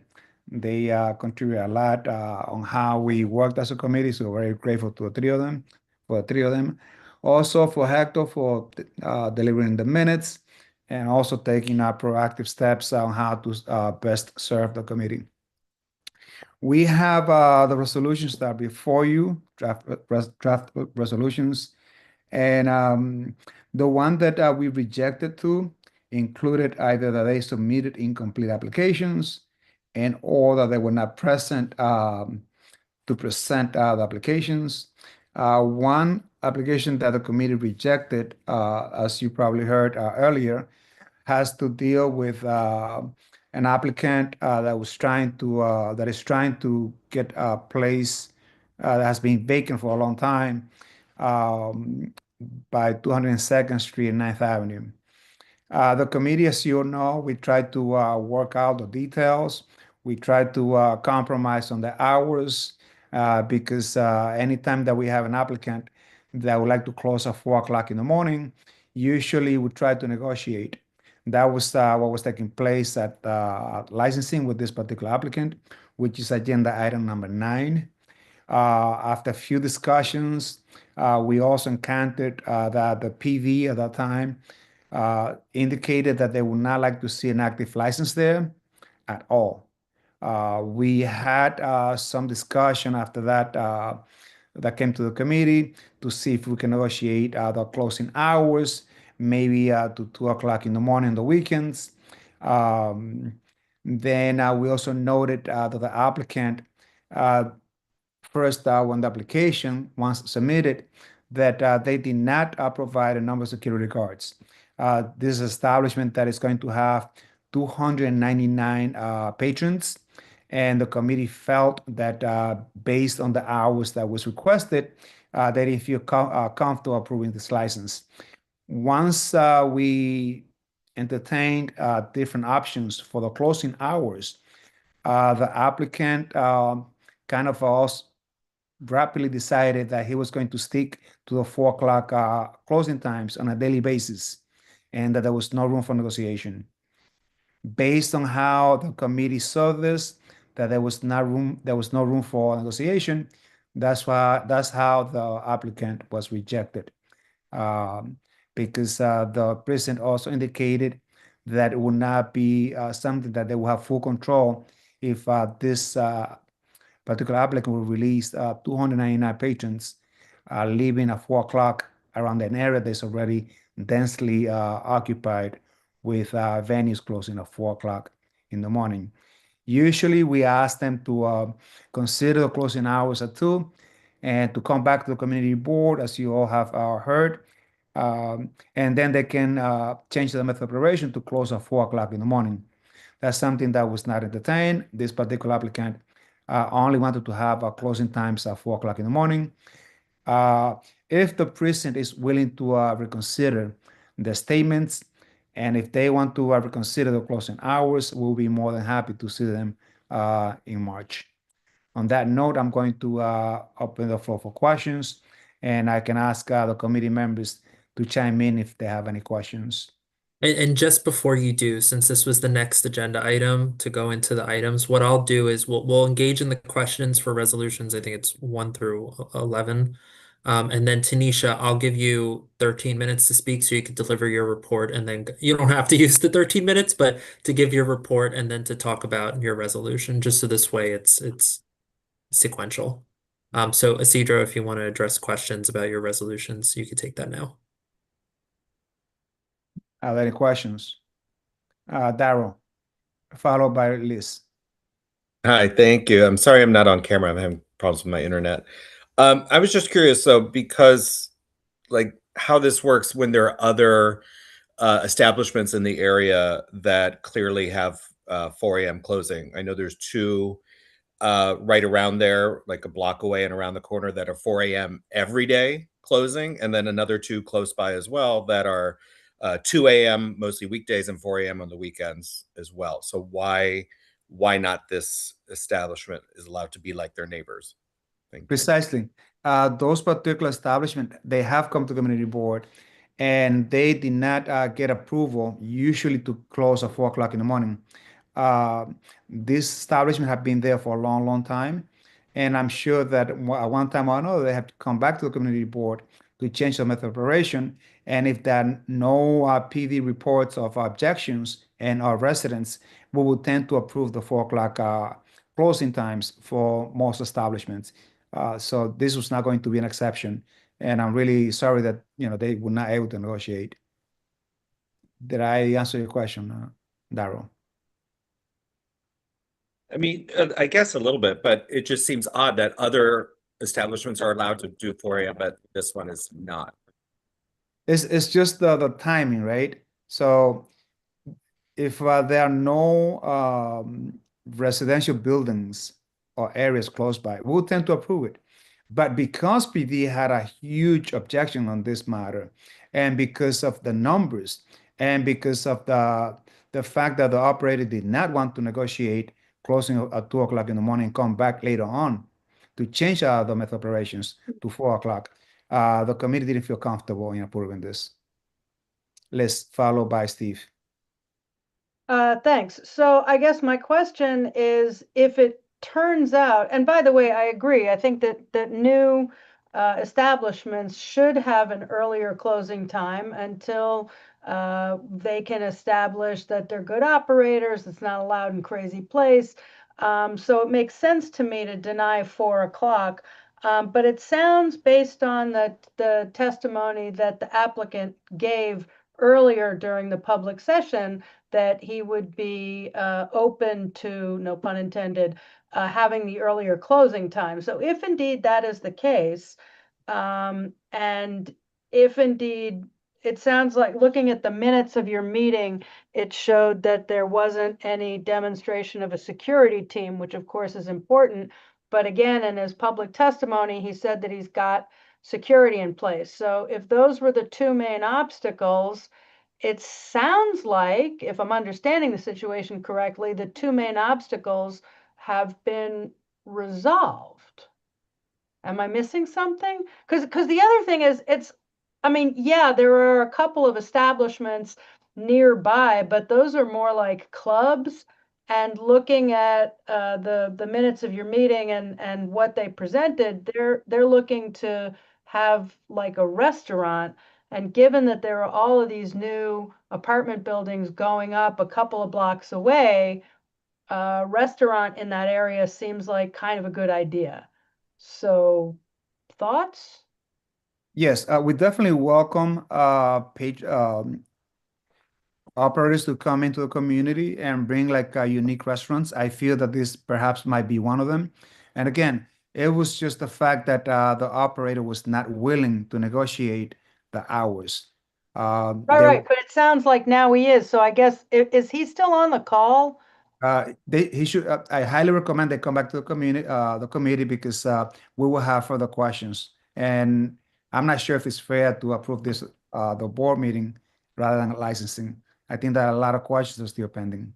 Well, he is still on the call. He does have his hand up, and I'm thinking about other applicants where we've had questions about the method of operation or what have you, and they have come to a community board general meeting and have said, here's this thing that the committee asked for, so are you willing to overturn your recommendations? So that's like not unprecedented. Right, and I would not be willing to overturn, because again, we really have to have a clear discussions about the hours, about PD and how they stand. We have not received any documentations that there has been interaction with PD. Also, for the fact that the committee has to have an input whenever we have such a large operation coming into the community. I don't want to continue the back and forth here. And just as a reminder, so yes, the applicant is still present.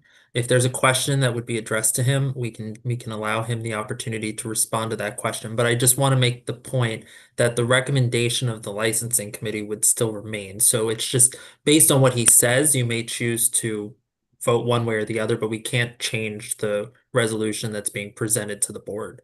So I do have those two questions, if the applicant can speak to those two questions. Okay, and then I will move on to the other three hands. Thank Let me. Okay, Kenneth, you should be able to address Liz's two questions. All right, can you please repeat the two questions? They are you willing to have the earlier closing, 2 a.m. closing time instead of a 4 a.m. closing time? And do you in fact have a security team in place? Yes, so I am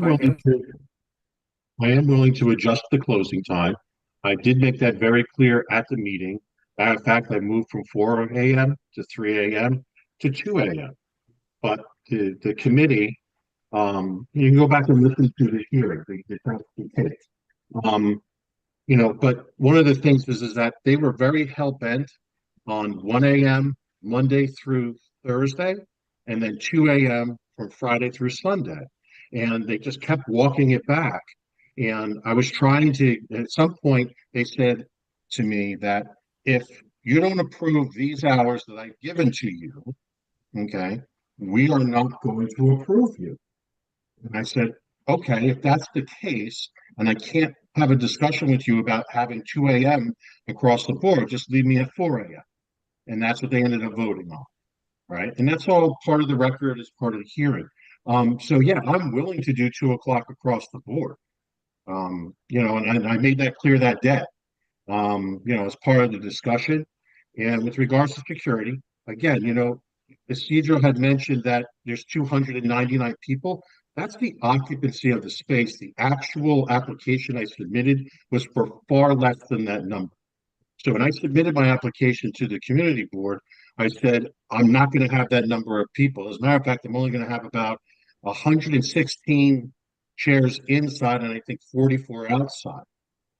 Okay, so again, I'm not planning on using the full capacity of the place that the building department says I could put in.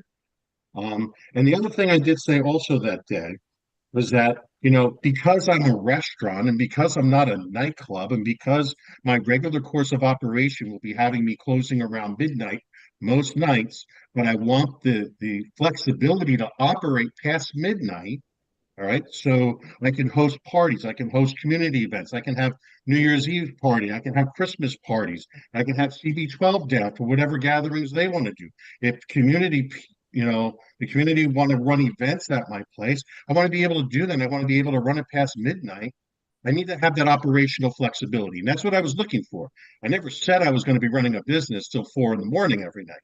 Again, all clearly stated in the last meeting on that video. So I'm trying to have a business and I'm trying to work with everybody. But I did say, because they said, well, what about security? At that point, I didn't have security, primarily because I didn't need it. But they said they wanted me to have it. And I said, I have absolutely no problem getting security. I will conform to all the standards. As a matter of fact, I have a group of former NYPD retired who are willing to do that work for me. Okay, so I have a group of people. Okay, Kenneth, thank you. We do have to. I'd only be looking to do it for those days that I'm operating past midnight. Kenneth, thank you.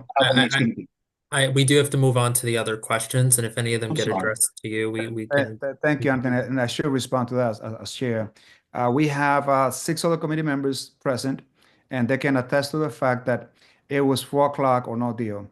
And as far as the capacity is concerned, Kenneth, you submitted the 299 guests. So you submit that on the questionnaire as 299. So the capacity is there, and that was the way you wrote it yourself. So there's no question about that. Let's go to the next question. Yeah. Steve. Yeah, I have. What is your question? Yeah, I wanted to ask something about this item as well as resolution number 1. But on this item, there appears to be a a lot more that should be discussed and maybe hashed out by the committee. I wonder whether we could, is there a time factor here? Do we have to vote on it tonight? Could we refer it back to committee? I mean, I highly recommend, Steve, and again, I forgot to mention that Steve did submit a lot of typos that I have to do on the resolutions. They do not affect the substance of the resolution. They just a lot of typos. So thank you so much, Steve, on that matter. As far as like getting this back to the committee, I highly recommend that we send this back to committee if the owner would like to come back, because the fact that that security guard was mentioned now and was not mentioned at the questionnaire, it was not listed, and the fact that now we are having the discussion about former cops being part of security detail, that was not detailed at the meeting. So there are a lot of issues that have not been answered, and that can only go through a committee. Stephen, followed by Jacob. It's Stefan, Jacob, Hector, and then we're gonna close it for licensing so we can move on to Tanisha. On resolution number 1, Oh, I'm sorry, Steve. Go ahead. it's a stipulation that the owner had to provide pictures of the layout showing that the entrance and restrooms are fully accessible by last Friday. Did that happen? Yes, it has happened. They submitted the Okay, very good. photos. Okay. Thanks, Steve. Stefan? And my question was exactly that, but just to clarify, Isidro, were those accessibility concerns adequately addressed? Yes, they submitted pictures showing the depth of the restrooms. We had issues with accessibility with Prime, that was the previous location there. So they did submit the floor plans and pictures as we requested them. Great, thank you. Jacob? Thanks. Mine's just a clarifying question around the, this is in regards to agenda item number 9, but it is specifically also about the restrictions of liquor licenses and the operating hours. So when we say open until 4 a.m., that does not mean serving until 4 a.m. That is when the operation should be closed, theoretically. They should have cleaned up and folks have cleared out by then. Is that correct? Correct. Okay, thank you. Okay, and then Hector. Thank you, Chair. Thank you, Chair Anthony and Chair Medina. My name is Hector. I'm currently the Vice Chair of the Licensing Committee, and just a reference for applicant number 9, resolution number 9. It wasn't brought up by us regarding the security. It was brought up by the 34th precinct. The 34th precinct was the one that raised the problem of not having security for an establishment with a capacity of almost 300 people. And Chair Anthony, I also wanted to reference an update from the OCM, if it's okay with you, if I should leverage this time to make the announcement, or should I wait to a later point in this meeting? Yeah, this is a combined resolution / committee report for licensing. So if Isidro, you have no other comments on the resolutions and you want to pass it to Hector, you can give us a brief update and then we'll turn it to Tanisha. Wonderful. Thank you, Chair. How's it going, everyone? Again, the Cannabis Task Force was rolled up into the Licensing Committee. So multiple applications from the Cannabis Task Force will be, I guess, consumed by the licensing. And we do have an update from the OCM effective November 5th, 2025. The New York State Office of Cannabis Management, OCM, has implemented Revive Public Convenience and Advantage, PCA, regulations establishing stricter distance thresholds and requiring a 9-month operational history for existing dispensaries. These changes also include formalization of community input, the process itself, namely the community board, and also introduce new submission requirements via the non-visible location proposed sites. And I'm more than happy to share the information. I'm not at my computer right now. However, I'm more than happy to share it with Anthony so he could share during our monthly newsletter as well. Thank you, Chair. Thanks, Hector. And just on that note, the remaining manual for the licensing committee will go live by the end of this month for cannabis. It was voted on by the executive committee with edits, and so I'm just incorporating those edits. There will be an updated webpage regarding our cannabis licensing process shortly. All right, I will now turn it to Tanisha to deliver the report for youth and education and then to talk about Resolution A on tonight's agenda. Thank you, Chair. So we had an amazing meeting as always, and we had an amazing presentation from Connect the Munos, which is the urban. But now I can't say you're. Can you please mute? Thank you. It's very rude. So we had a great meeting, as I said, and we had a great organization, Connect the Munos. Sorry if I'm saying the name wrong. They are an urban farm at George Washington Center, Education Center. And their presentation was amazing. And we really, really support our youth. It's a youth-led organization. And, we also support good food in our community. It's one of the things that is an issue in our community. The food deserts, the quality of the food in our supermarkets is trash, for lack of a better word, and expensive. So this is amazing. So while this organization has been allocated like 2 acres of space on that campus, there are things that the SCA has to do, and that's the School Construction Authority, and they have not done them. As we know, with the SCA, anything that needs to be done takes 1,000 years. And so they keep giving this amazing organization a deadline, and it keeps going past. The last deadline was June 2025.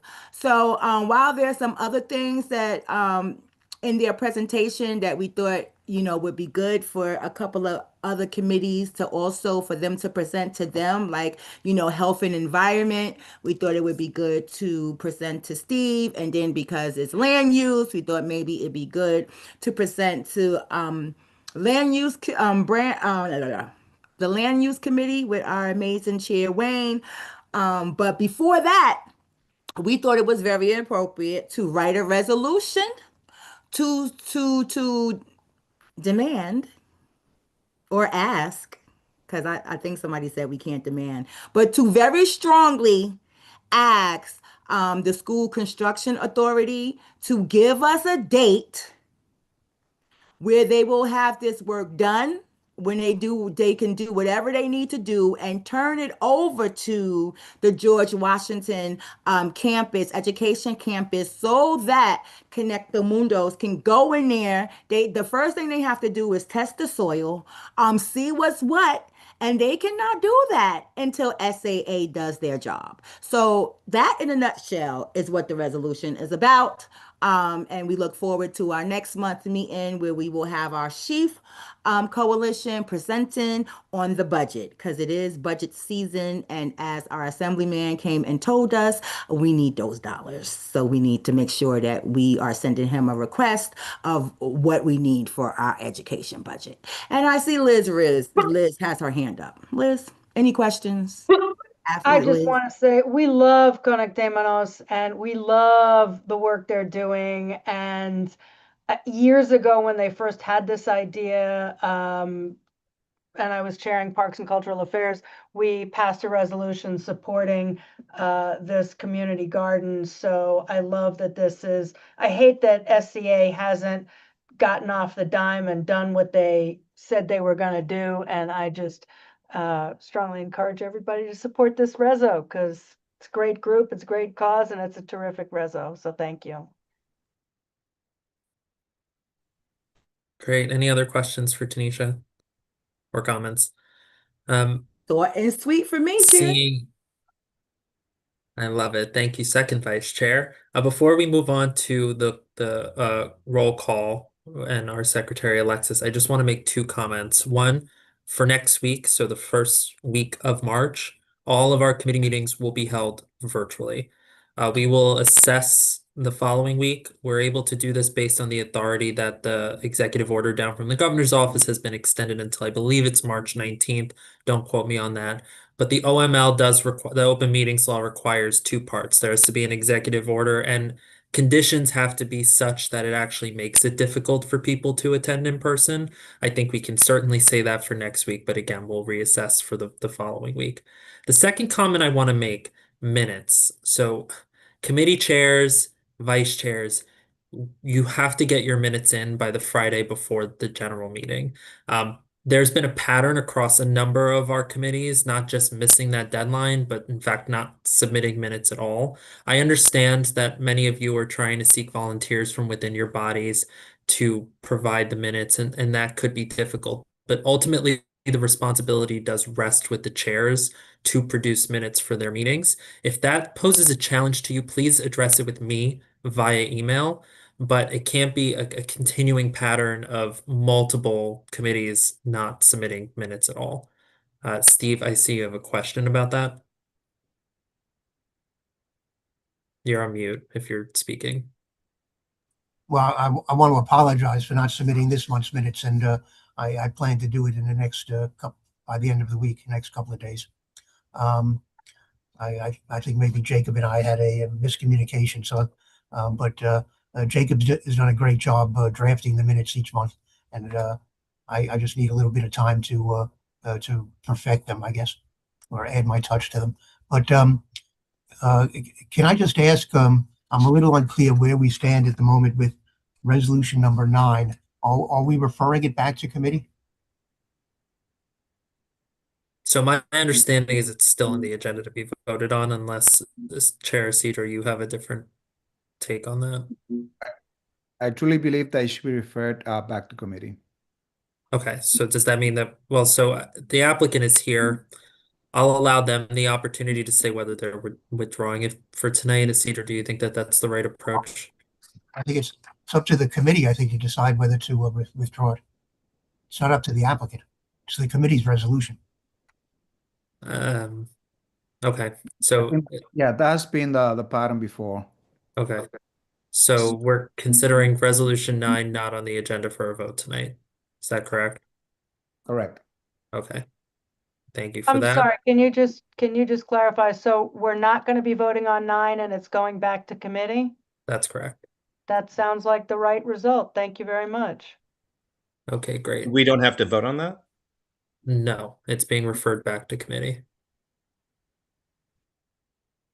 Okay, and Well, the just committee is actually pulling it back. that's right. Thank you, Jim. You're welcome. Just to round out my comments about the minutes, while I note that it is the chair's ultimate responsibility to provide minutes, I do encourage all board members to participate when they can in drafting minutes if you are able to. Please do volunteer. Help your vice chairs and chairs as much as you can, and then let them know that you're willing and able to do that. All right, I will put on the screen the list of items up for a vote this evening and turn it to our secretary to do the roll call.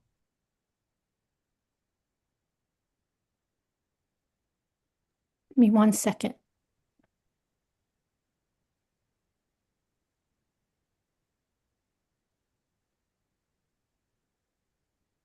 Okay. All right.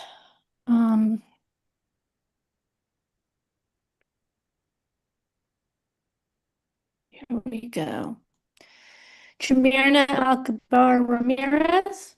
Wait, can I just say one thing? So just to be clear, we're not voting on number 9 and we're also not voting on number 2, which was withdrawn. Is that correct? Yes, that's what I have. Correct. Yes, it's correct. Okay. All right, here I go. Again, no cross-talking, please. It's really hard, especially on Zoom, to hear everyone. So, Jamirna Alcabar Ramirez. Yes to all. Alcober. Alcober, I'm sorry. Thank you for correcting me. Okay, Richard Allman. Yes to all. I'm sorry. Jamirna Alcabar, did I say it right this time? Ramirez said yes to all. Yes, yes. Richard Allman, yes to all. Yes Okay, Mary Anderson is to all. excused. Jay Baez. Yes to all. Jay Baez, yes to all. Jacob Banis, Yes to all. Jacob Banis, yes to all. Radia Barnes, Yes to all. Radia Barnes, Yes to all. I'm sorry, dear. I think I just heard the yeah. Did you say yes to all? Yes, she Thank did.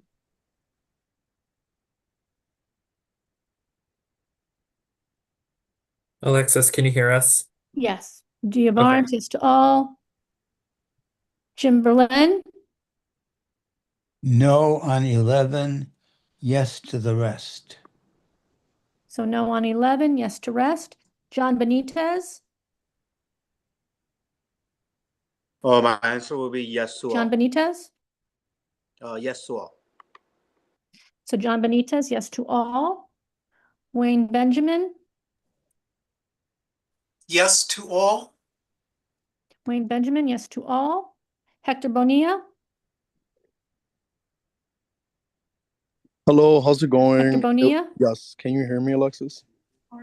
Now I can, yep. Wonderful, thank you so much. I will be saying yes to all. Thank you so much, Alexis. You're welcome, darling. And Hector Bonilla, yes to all. Eliezer Bueno, Alexis, yes to all. yes. Thank you. Thank you, Mr. Bueno. Eliezer Bueno, yes to all. Daryl Cochran, Yes to all. Daryl Cochran, yes to all. Darlie Corneal, Yes to all. Darlie Corneal, yes to all. Nobles Crawford. Is Nobles on? He's not here. Okay, thank you. Robin Cruz, Yes to all. Robin Cruz, yes to all. Stefan de Jesus, Yes to all.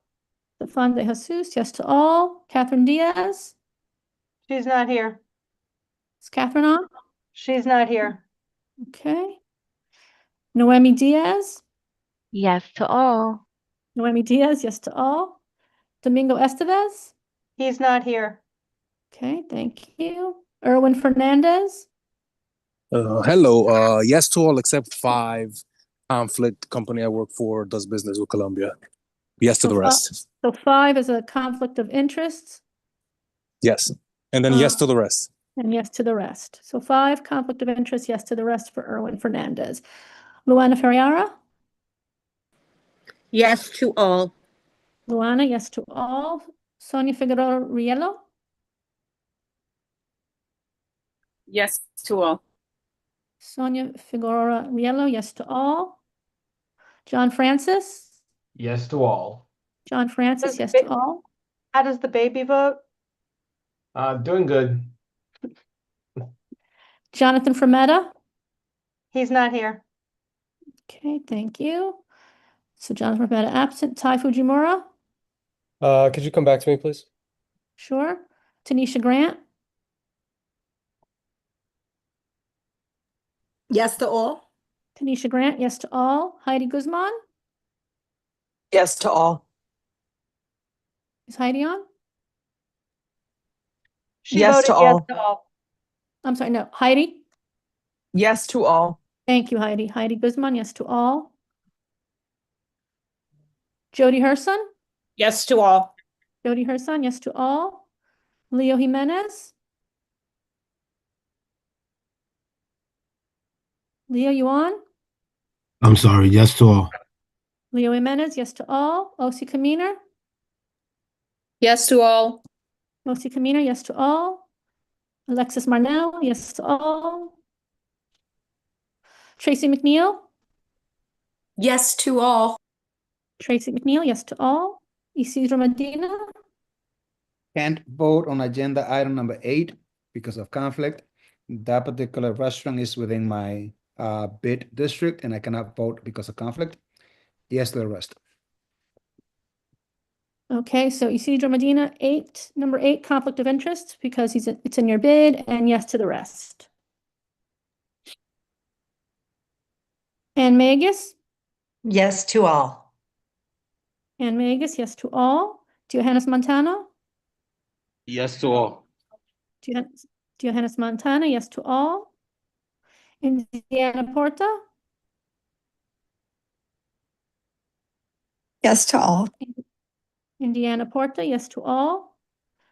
Liz Ritter, I'm not voting on 4 due to conflict. The Cloisters donated to a fundraiser for an organization on whose board I sit, and yes to the rest. so 4 conflict of interest and yes to the rest. Correct. Steve Simon, Yes to all. Steve Simon, yes to all. Melissa Sims, Yes to all. Melissa Sims, yes to all. She should come before me. Okay, I'm not discussing that with you right now, Steve. Lizette Tavares, Yes to all. Lizette, Yes to is all. she on? Do you hear me? Can you hear me? Yes, now I can. Okay. Yes to all. Thank you. So Liz Tavares, yes to all. Carl Enegbu, Yes to all. Carl Enegbu, yes to all. Crystal Woodley, Crystal Woodley, Yes to all. Crystal Woodley, yes to all. Anthony Viola, Yes to all. Anthony Viola, yes to all. And Tai Fujimura. So I'm gonna abstain on 5 because the company I work for, or sorry, conflict on 5. The company I work for seeks to do business with Colombia. Yes to the rest. Okay, conflict of interest on 5 and yes to the rest. Okay, and that is it for the roll call. Thank you all for your cooperation. Thank you, Secretary Alexis. And we will now turn it to the elected officials report. I believe I saw, I'm just going down. First one I see is Noah Coy from the Public Advocate's Office. So Noah, you have 3 minutes. Take it away. Awesome. Thank you, Chair. Good evening. I hope everyone is doing well and staying warm and staying safe. So I have the last meeting I attended was in December, so I have a few updates to share from the past couple months. So I'm just going to breeze through this. So first, on December 19th, the City Council passed 2 of the Public Advocate's bills. One was to prevent street flooding and another was to support street vendors. So Intro 403-A requires the Department of Environmental Protection to unclog catch basins within 8 days of an inspection or complaint, and that the agency reports catch basin clearance data each year. The bill also requires the DEP to inspect catch basins in accordance with a multi-tiered inspection schedule based on data collected under a previous law from the Public Advocate, and to evaluate the schedule at least once every 3 years. And then the other bill was Intro 408-A, which creates a division of street vendor assistance. The new unit housed within the Department of Small Business Services will provide training, outreach, and education to all food vendors and general vendors regarding entrepreneurship and compliance with all applicable local laws, rules, and regulations. And this bill would give street vendors access to many of the same tools afforded to other small businesses. So just to piggyback on that, I believe on New Year's Eve, December 31st, Mayor Adams vetoed Intro 408-A, but on January 29th, the City Council voted to overrule former Mayor Adams's last-minute veto of that bill. So I just wanted to mention that as well. On January 21st, the Public Advocate unveiled his annual Worst Landlord Watch List for the year 2025, which spotlights and shames the worst individual landlords in the city as determined by widespread and repeated violations in their buildings. And in 2025, not only was the number one worst landlord amassed, or not only did the number one worst landlord amass the most violations in history, but the number 2 worst landlord also surpassed any previous owner in the top spot. And both landlords are associated with the same company, which is A&E Real Estate Holdings, which leads me to my next update. On January 22nd, the Public Advocate and tenants across the city worked together to hold those worst landlords accountable and build tenant power. So on January 22nd, the Public Advocate joined volunteers from New York State Tenant Block and Our Time for an Affordable NYC to canvass buildings owned by A&E Real Estate Holdings speak with tenants to help them mobilize, and ask them to attend a general tenant meeting convened by advocates on January 31st. And then I believe I have one more update. Yeah, on February 10th, the public advocate joined the city council to examine the city's response to extreme cold. So he joined a city council joint hearing of the committees on general welfare and public safety, aimed at examining the city's response to this winter weather and preparedness for any future incidents. And it's kind of perfect timing for that, seeing what's happened in the last month, especially yesterday. So that wraps it up for my updates. But as always, any New Yorker who is experiencing issues with city agencies can reach out to our office by contacting gethelp@advocate.nyc.gov or calling our constituent services hotline at 212-669-7250. And our office also receives constituents with an appointment. And before I open it up for potential questions, I do just want to say real quick, back in the general board meeting in December, Indiana asked me a question about whether our office had an active email address for the worst landlords watch list, and we do. That email address is watchlist@advocate.nyc.gov. That is an email address that constituents and landlords alike can reach out to with inquiries about our office's annual worst landlords watch list. But I'll put that in the chat. Excuse me. I'll put that in the chat along with my contact information. So yeah, that wraps it up for me. But if anyone has any questions, I'd be more than happy to answer them. Yeah, you have 3, and then we'll move on to the next one. Steve, go for it. Did you say that the bill that requires a cleaning of the catch basins, did you say that was 404A? I got you, Steve. Just give me 1 second. I'm gonna pull it up again. Intro 403-A. 403-A. And do you know, does it provide for a, when the reporting is it done by a community district? Would we be able to see the specific results on catch basin cleaning in our district? I'll be honest, I don't know the answer to that question. I would think so, but I can just confirm that answer and then follow up with you whether via email or like at next month's general board meeting. Yeah. All right. Well, I'll maybe it's already spelled out in the bill. So it's 403A. Yep, 403-A. Yes, sir. All right. So I may end up sending you an email on it. Thank you. Okay, no problem. Thanks, Steve. Isidro? Thank you, Noah. No, on that particular bill, it seems to me that there isn't a number of licenses that can be given to the street vendors. And it's unfortunate because based on my experience as the ED for the bid, I see a huge number of street vendors that have never gotten the possibility of getting a license. Yeah. And if the city is going to open up the cap, I would highly recommend that our street vendors up here get some respect because they've been serving out like the sun, the bad weather, and yet when the licenses come out, they are never considered. So I really hope that the public advocate can understand the dire need for this public street vendors to get the licenses. That's one. And secondly, I'd like to ask if that particular bill will have SBS be given resources to monitor this unit, because all I see from the city is creating agencies, creating committees, and yet SPS will never get the capacity to address all of these requests that are made by politicians. Do you have anything to say on that, please? You know, that is a good question, Isidro, and I appreciate you for asking that. So yeah, the bill states that a division of street vendor assistance would be created within SPS to assist street vendors, and the division that would be created would serve as like a clearinghouse, so to speak, for the provision of services and resources for entrepreneurs interested in street vending opportunities. It would also publish a list of services and resources that those vendors may use. And it also connects street vendors to SPS programs. And in addition, that division would also be required to offer training and education and to conduct outreach to street vendors. So yeah, no, the Public Advocates Bill does provide for training and outreach and support to be given to street vendors. And that division would be, again, created within the Department of Small Business Services. So it would be enhancing SPS.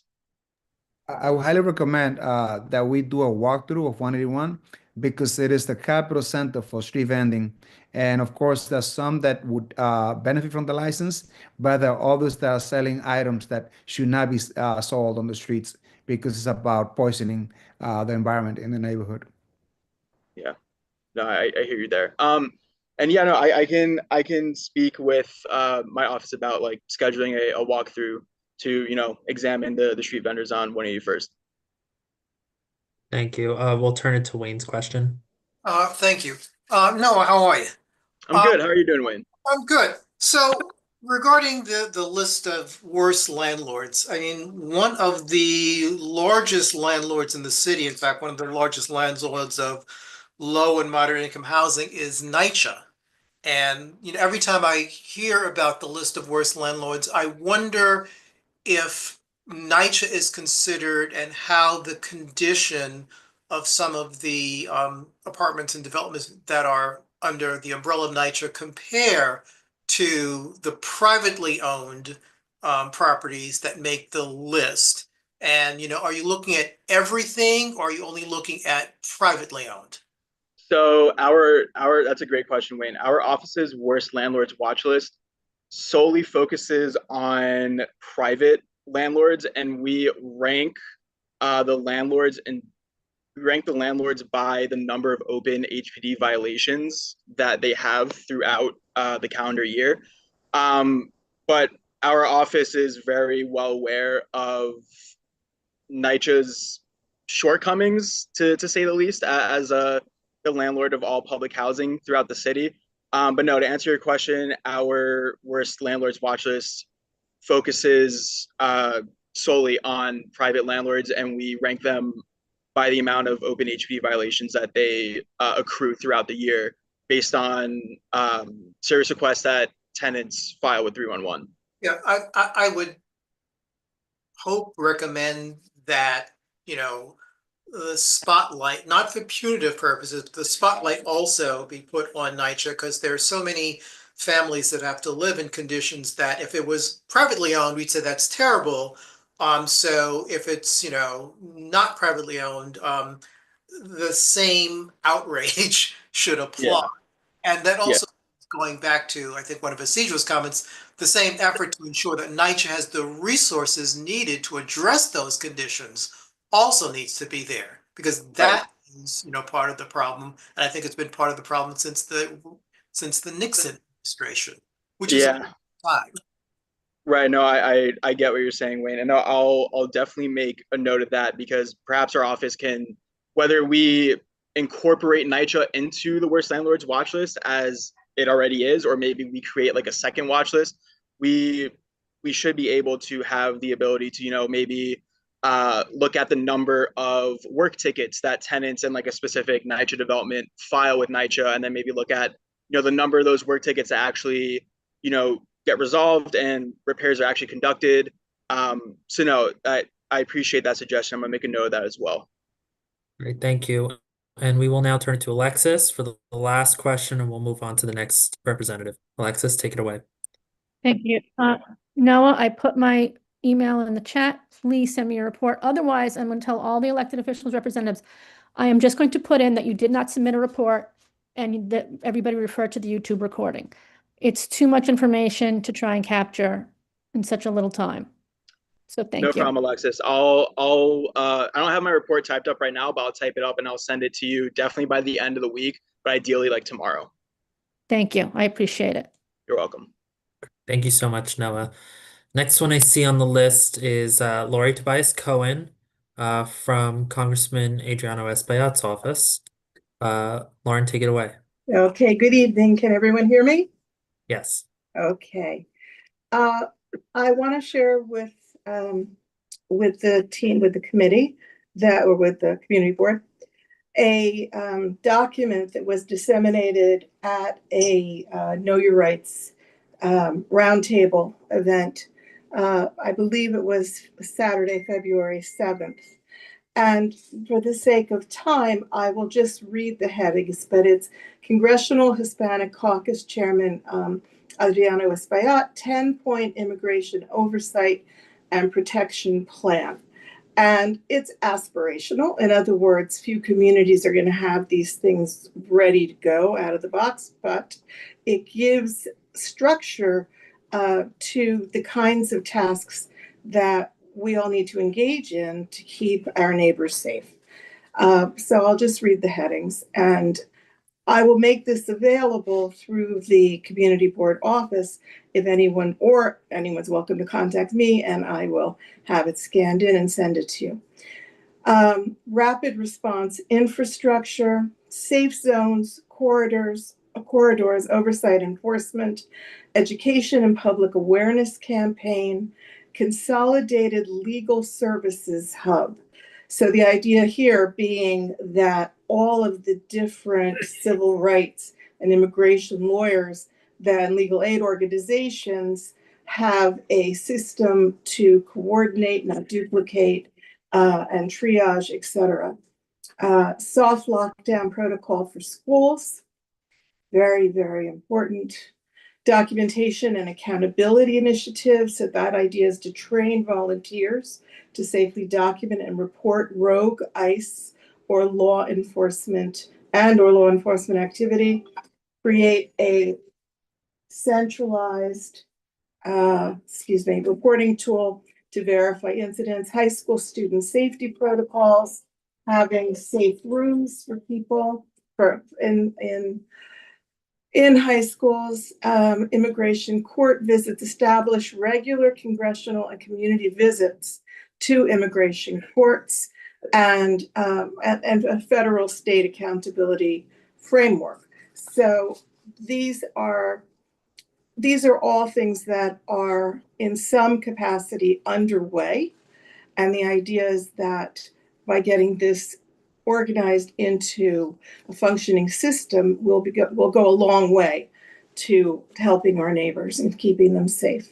So I want to share with you some of the resources that the congressman has brought to our community, and understand that the district, as I think you all know, is comprised of Northwest Bronx, all of Harlem, parts of Morningside Heights, parts of the Upper East Side, and of course, Washington Heights and Inwood. So I'm just pulling out of this document things that affect our community specifically. He secured $7.25 million from the Department of Transportation for the expansion of the New York Greenway. And after decades of neglect, the New York 13th community looks forward to New York City Department of Transportation developing the Harlem River Greenway to bring new open space, waterfront access, and a renewed seawall to the communities of Upper Manhattan. He secured $38 million in federal funding for New York to assist migrant families. He secured $77 million for New York City to fund, it's quadrupling the city's electric school bus fleet, which, needless to say, benefits all of us. And he secured an additional $96 million for a 1.3-mile greenway along 10th Ave to complement what the other funding to elevate that whole area. In 2025, George Washington campus saw almost $1 million. The Dominican Studies Institute renovation and expansion, $3 million. Washington Heights Neighborhood Beautification and Sanitation Project, Isidro, I'm calling you out. This was monies for the 181st Street bid.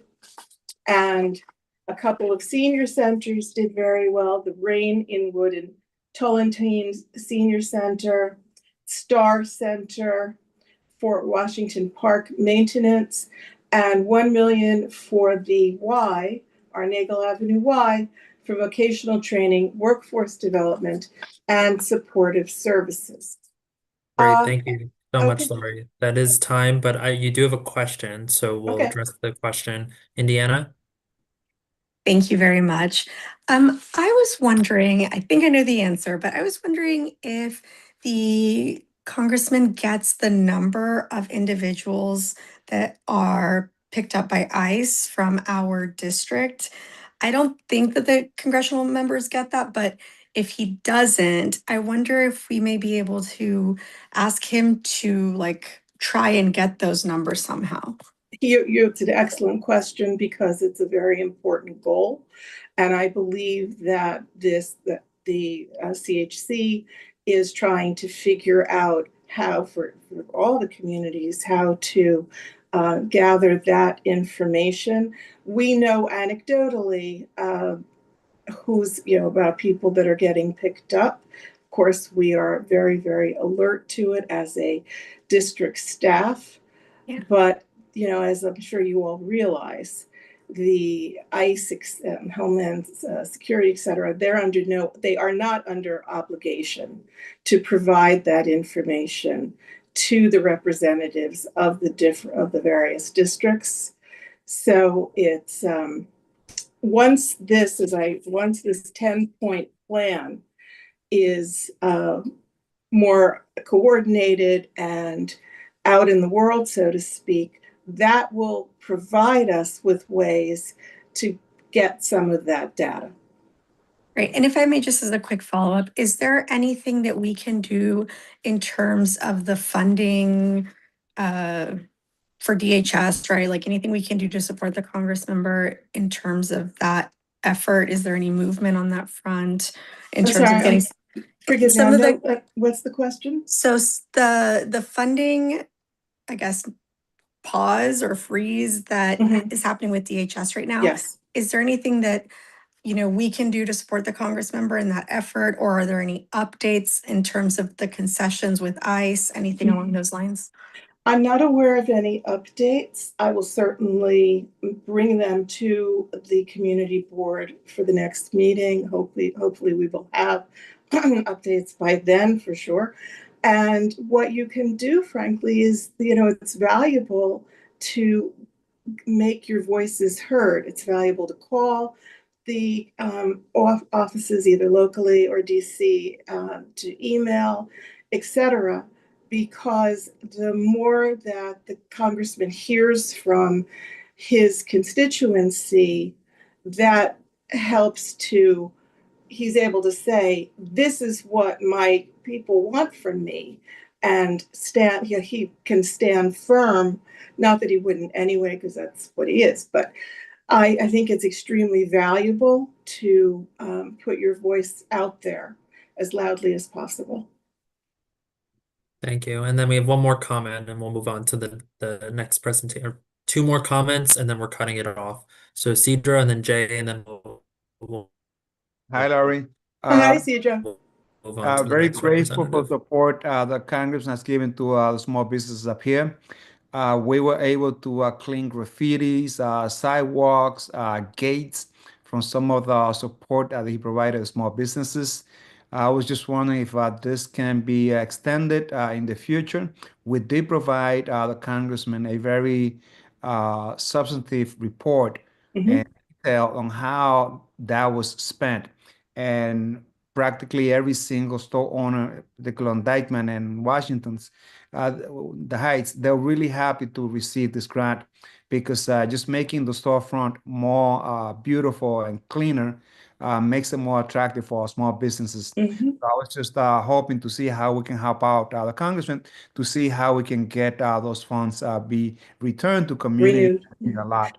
I would say the best way is just to put in for another grant the way that you did originally for the member item, and to cite the accomplishments that you've already made and to explain how you could build on those in like a magnitude of scale if you had a renewal of the resources.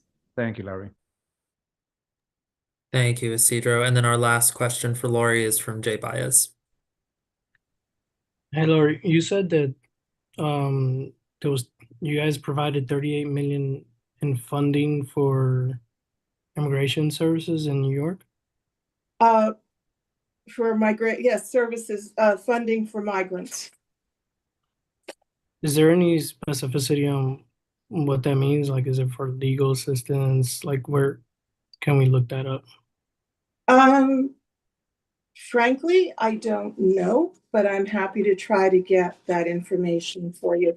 Could you kindly send me an email asking, that I find that for you, or at least I won't forget what you're asking, but I need your contact information. Okay. All right, fantastic. Great. Thank you so much, Lori. You're I welcome. believe the last representative I see is Ian Boldeston from Councilmember Shauna Bray, well, Majority Leader Shauna Bray's office. Ian, if you want to speak, take it away. Thanks, Anthony. Appreciate it. Hey, everyone, hope you're all well and getting through the storm. First off, happy Black History Month and happy early Dominican Independence Day for tomorrow as well. I want to give a shout out to Fraynette. I guess she might not be on the meeting anymore, but she had done a ton of work to organize a celebration at City Hall tomorrow that unfortunately had to be canceled because of the weather conditions. But yeah, thank you for all her work on that. Recently, the City Council passed a bill sponsored by Majority Leader Abreu to establish a power washing pilot program to clean sidewalks in high traffic corridor in each of the 5 boroughs. Everybody sees how much gum and grime can really build up in busy areas, and we're certainly committed to hoping that or to ensuring that the pilot program succeeds and hopefully will be expanded. Majority Leader Barrow also recently traveled up to Albany for Tin Cup Day with other city leaders to advocate for New York City, to get its fair share in the state budget. And we really feel like we need strong state partnership to be able to deliver on programs like expanded childcare and also close the budget deficit, which, luckily has been semi-shrinking reportedly in the past few weeks, but is still pretty significant. But yeah, they made sure that our state legislators heard their voices directly. I also want to be sure to share that the majority leader condemns the racist remarks that were made during the CEC3 meeting several days ago. And, thank you to Tanisha for organizing around that. And we hope to see accountability soon for what was regrettably said. In the district, NMIC and the Department of Consumer and Worker Protection are going to be providing free tax prep for both regular filings and self-employed individuals. If you want to schedule an appointment, you can visit NMIC's website. It's nmic.org/taxes, and you can find out more information there. I also want to add that Majority Leader Abreu will be joining the borough president as well at the ICE preparedness training this Sunday that Marielle mentioned earlier in the meeting. And I also want to make sure that people know where our district office is. We are at 500 West 141st Street, which is on the corner there with Amsterdam. And then lastly, possibly, most importantly, I want to thank the neighbors from River Arts and other places that have been affected by the stalled Riverside Drive Viaduct construction project that testified during the public comment tonight. Sean stands with you and is behind you, both as majority leader and also as a neighbor in the River Arts building. We've been struggling for the past year to get clarity on why things are repaired, or sorry, why repairs are stalled on the Riverside Drive Viaduct, and when DOT and the contractor Judd Law are gonna get things going again. We do believe that the parties are actively working toward an agreement that would bring the contractor back to complete the job, but we're frustrated and we have expectations that our office and the community are kept updated regularly. Sean met with the controller's office, the new DOT commissioner Mike Flynn, and the new committee counsel David Banks, who's the head of the law department, to speak to them about the viaduct. In the past couple weeks, the city is in active litigation with the contractor Judd Law over the situation and to try to get them back on the site. We want to see, an outcome that will be the most timely, because this And is, yep. yeah, thank you. That is your time. I'm going to just Uh, address the question with Isidro, but I do encourage you or a representative from the council member's office to attend the Traffic and Transportation Committee meeting yeah, on the I'll be 2nd. there, and majority leader Bray is gonna hopefully try and come as well. Great, thank you. Isidro, what's your question? Thank you so much, Anthony. So, Ian, I highly recommend that the council member come to 181st, Dykeman, and 207. He knows this area well, but these are heavily traffic area where it's extremely polluted. And if you can power wash those areas, it will help our community a lot. Just on 181 alone, we have 6 different bus lanes that go east and west. And then you have 5 other bus routes that go north to south. Uh, this amounts to a huge amount of pollution, so much so that I don't know if you know that the latest study made on the snowfall, the dirtiest area that had more pollution was Washington Heights. Also to note that because of the I-95, this area here gets a lot of pollution, and the floor would have never been swept or scrubbed or power washed. Only the pit has power washed some areas, but we need to clean out those streets. So if Sean can help on this area, uh, let me know if I can be of assistance, of help. I do know the history about the pollution here, so feel free to reach out. I left you my email to see if we can get in touch. Awesome. Thank you so much. I appreciate it. Yeah, I'll reach out. Great, thank you. OC, Steve, and then we're cutting it off for this representative. OC? Okay, yeah, hi. Could you give us an update in regards to the FLACA law, the birth control pilot program to eliminate rats in District 9? Yeah, I don't know off the top of my head the current status with it, but I can talk with our legislative director and follow up with you via email, if that's okay. Great. Great, thanks, OC, and then Steve. Yeah, I may have missed this, but under the council member's bill, who would be doing the power washing? It's gonna be by the Department of Sanitation, so the bill authorizes the Department of Sanitation to start this program, and then they're the ones who are actually responsible for the power washing itself. And does the bill spell out the process by which the locations are selected? It doesn't, well, to my understanding, it doesn't. Off the top of my head, I'm not sure if it's the Department of Sanitation that's authorized itself to decide what, corridors are selected, or how they, what the process is. But yeah, I can take a closer look and let you know. Yeah, could you get back to me on that? Mhm. And let me know or send me a copy of the legislation. I'd like to read it. Yeah, could you put your email address in the chat, please? Sure. Thank you. Thank you. All right, and we'll move on to the last of our representatives for this evening, Edgar Taveras from State Senator Robert Jackson's office. Hey, good evening, CB12. A lot of information tonight. First thing we definitely want to do is stand in solidarity with the Black students who were in that meeting while those racist remarks were made by Allison Friedman. And, that's something that our entire office will not stand for. And we definitely look forward to seeing how things develop regarding that.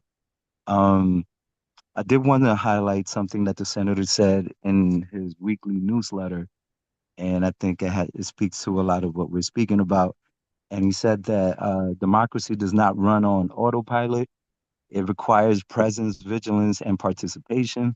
It is not a service we purchase with our taxes, nor does it sustain itself without our engagement. It is something we shape imperfectly but intentionally through our willingness to show up. And that's, speaking on all people who organize tenants, organize students, parents who stay for school meetings, community boards, people who decide to join community boards. So we definitely want to, in the name of Black History Month, we also want to highlight the different types of contributions that we do every single day. Especially speaking about education, one of the bills that the senator is making sure to highlight in this budget process is the Equal Access to Education Act, which is Bill S-27, which is to expand tuition assistance program, TAP, to expand the eligibility for students experiencing homelessness and are no longer left behind. This has to do with the fact that 1 in every 8 New York City public school students either are facing homelessness or have faced homelessness.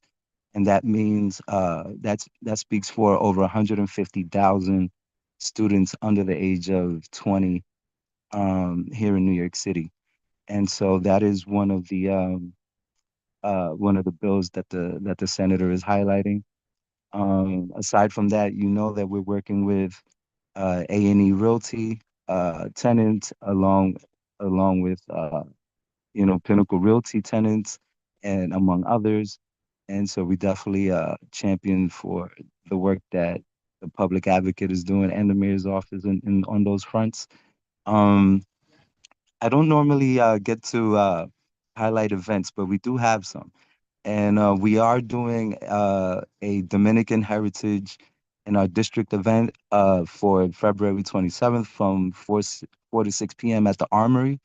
We will be recognizing Dominican leaders and who contribute where in regards to culture, leadership, entrepreneurship, public service, et cetera, et cetera. And there will be special guests at this event. It's free and open to the public, and so please feel free to come through. And we will also be holding a free tax preparation for working families with NEMIC. These are by appointment only on Tuesday, March 17th from 10 a.m. to 4 p.m. And they will be at our office at 5030 Broadway. And of course, it's for individuals earning 68,000 or less or without dependents and households earning 97,000 or less with dependents in 2025. And there is also a state program called the Senior Citizen Homeowners Exemption Program. And it is a property tax break for seniors who own 1, 2, or 3 family homes, condominiums, or co-op apartments. The deadline to apply and receive this benefit is open until March 15th. Please call us, email me. My contact information is there, and we will help anyone with applications and see if they are within the requirements, and they must not exceed $58,399 of income every year. And that'll be all. Great, thanks, Edgar. Don't see any hands, so we will now take it to our old business. Any old business? Any new business? Seeing none, do I have a motion to adjourn tonight's meeting? So wait, do we want to does Alexis want to say what the results of the voting was? We typically don't do that. I mean, Oh. we'll post, yeah, we'll Yeah, that I will give that to the office they'll have it by, what's today, Tuesday? I usually have it them by Thursday morning. Okay. And that's when everything will be posted. and then, yeah, the resolutions go online. Motion to adjourn. Errol, second. Second. Great, thanks, Liz. It is 8:57 p.m. Have a good evening, everyone. This meeting is adjourned. Good night. Hey, y'all. Thank you. Good night, everybody.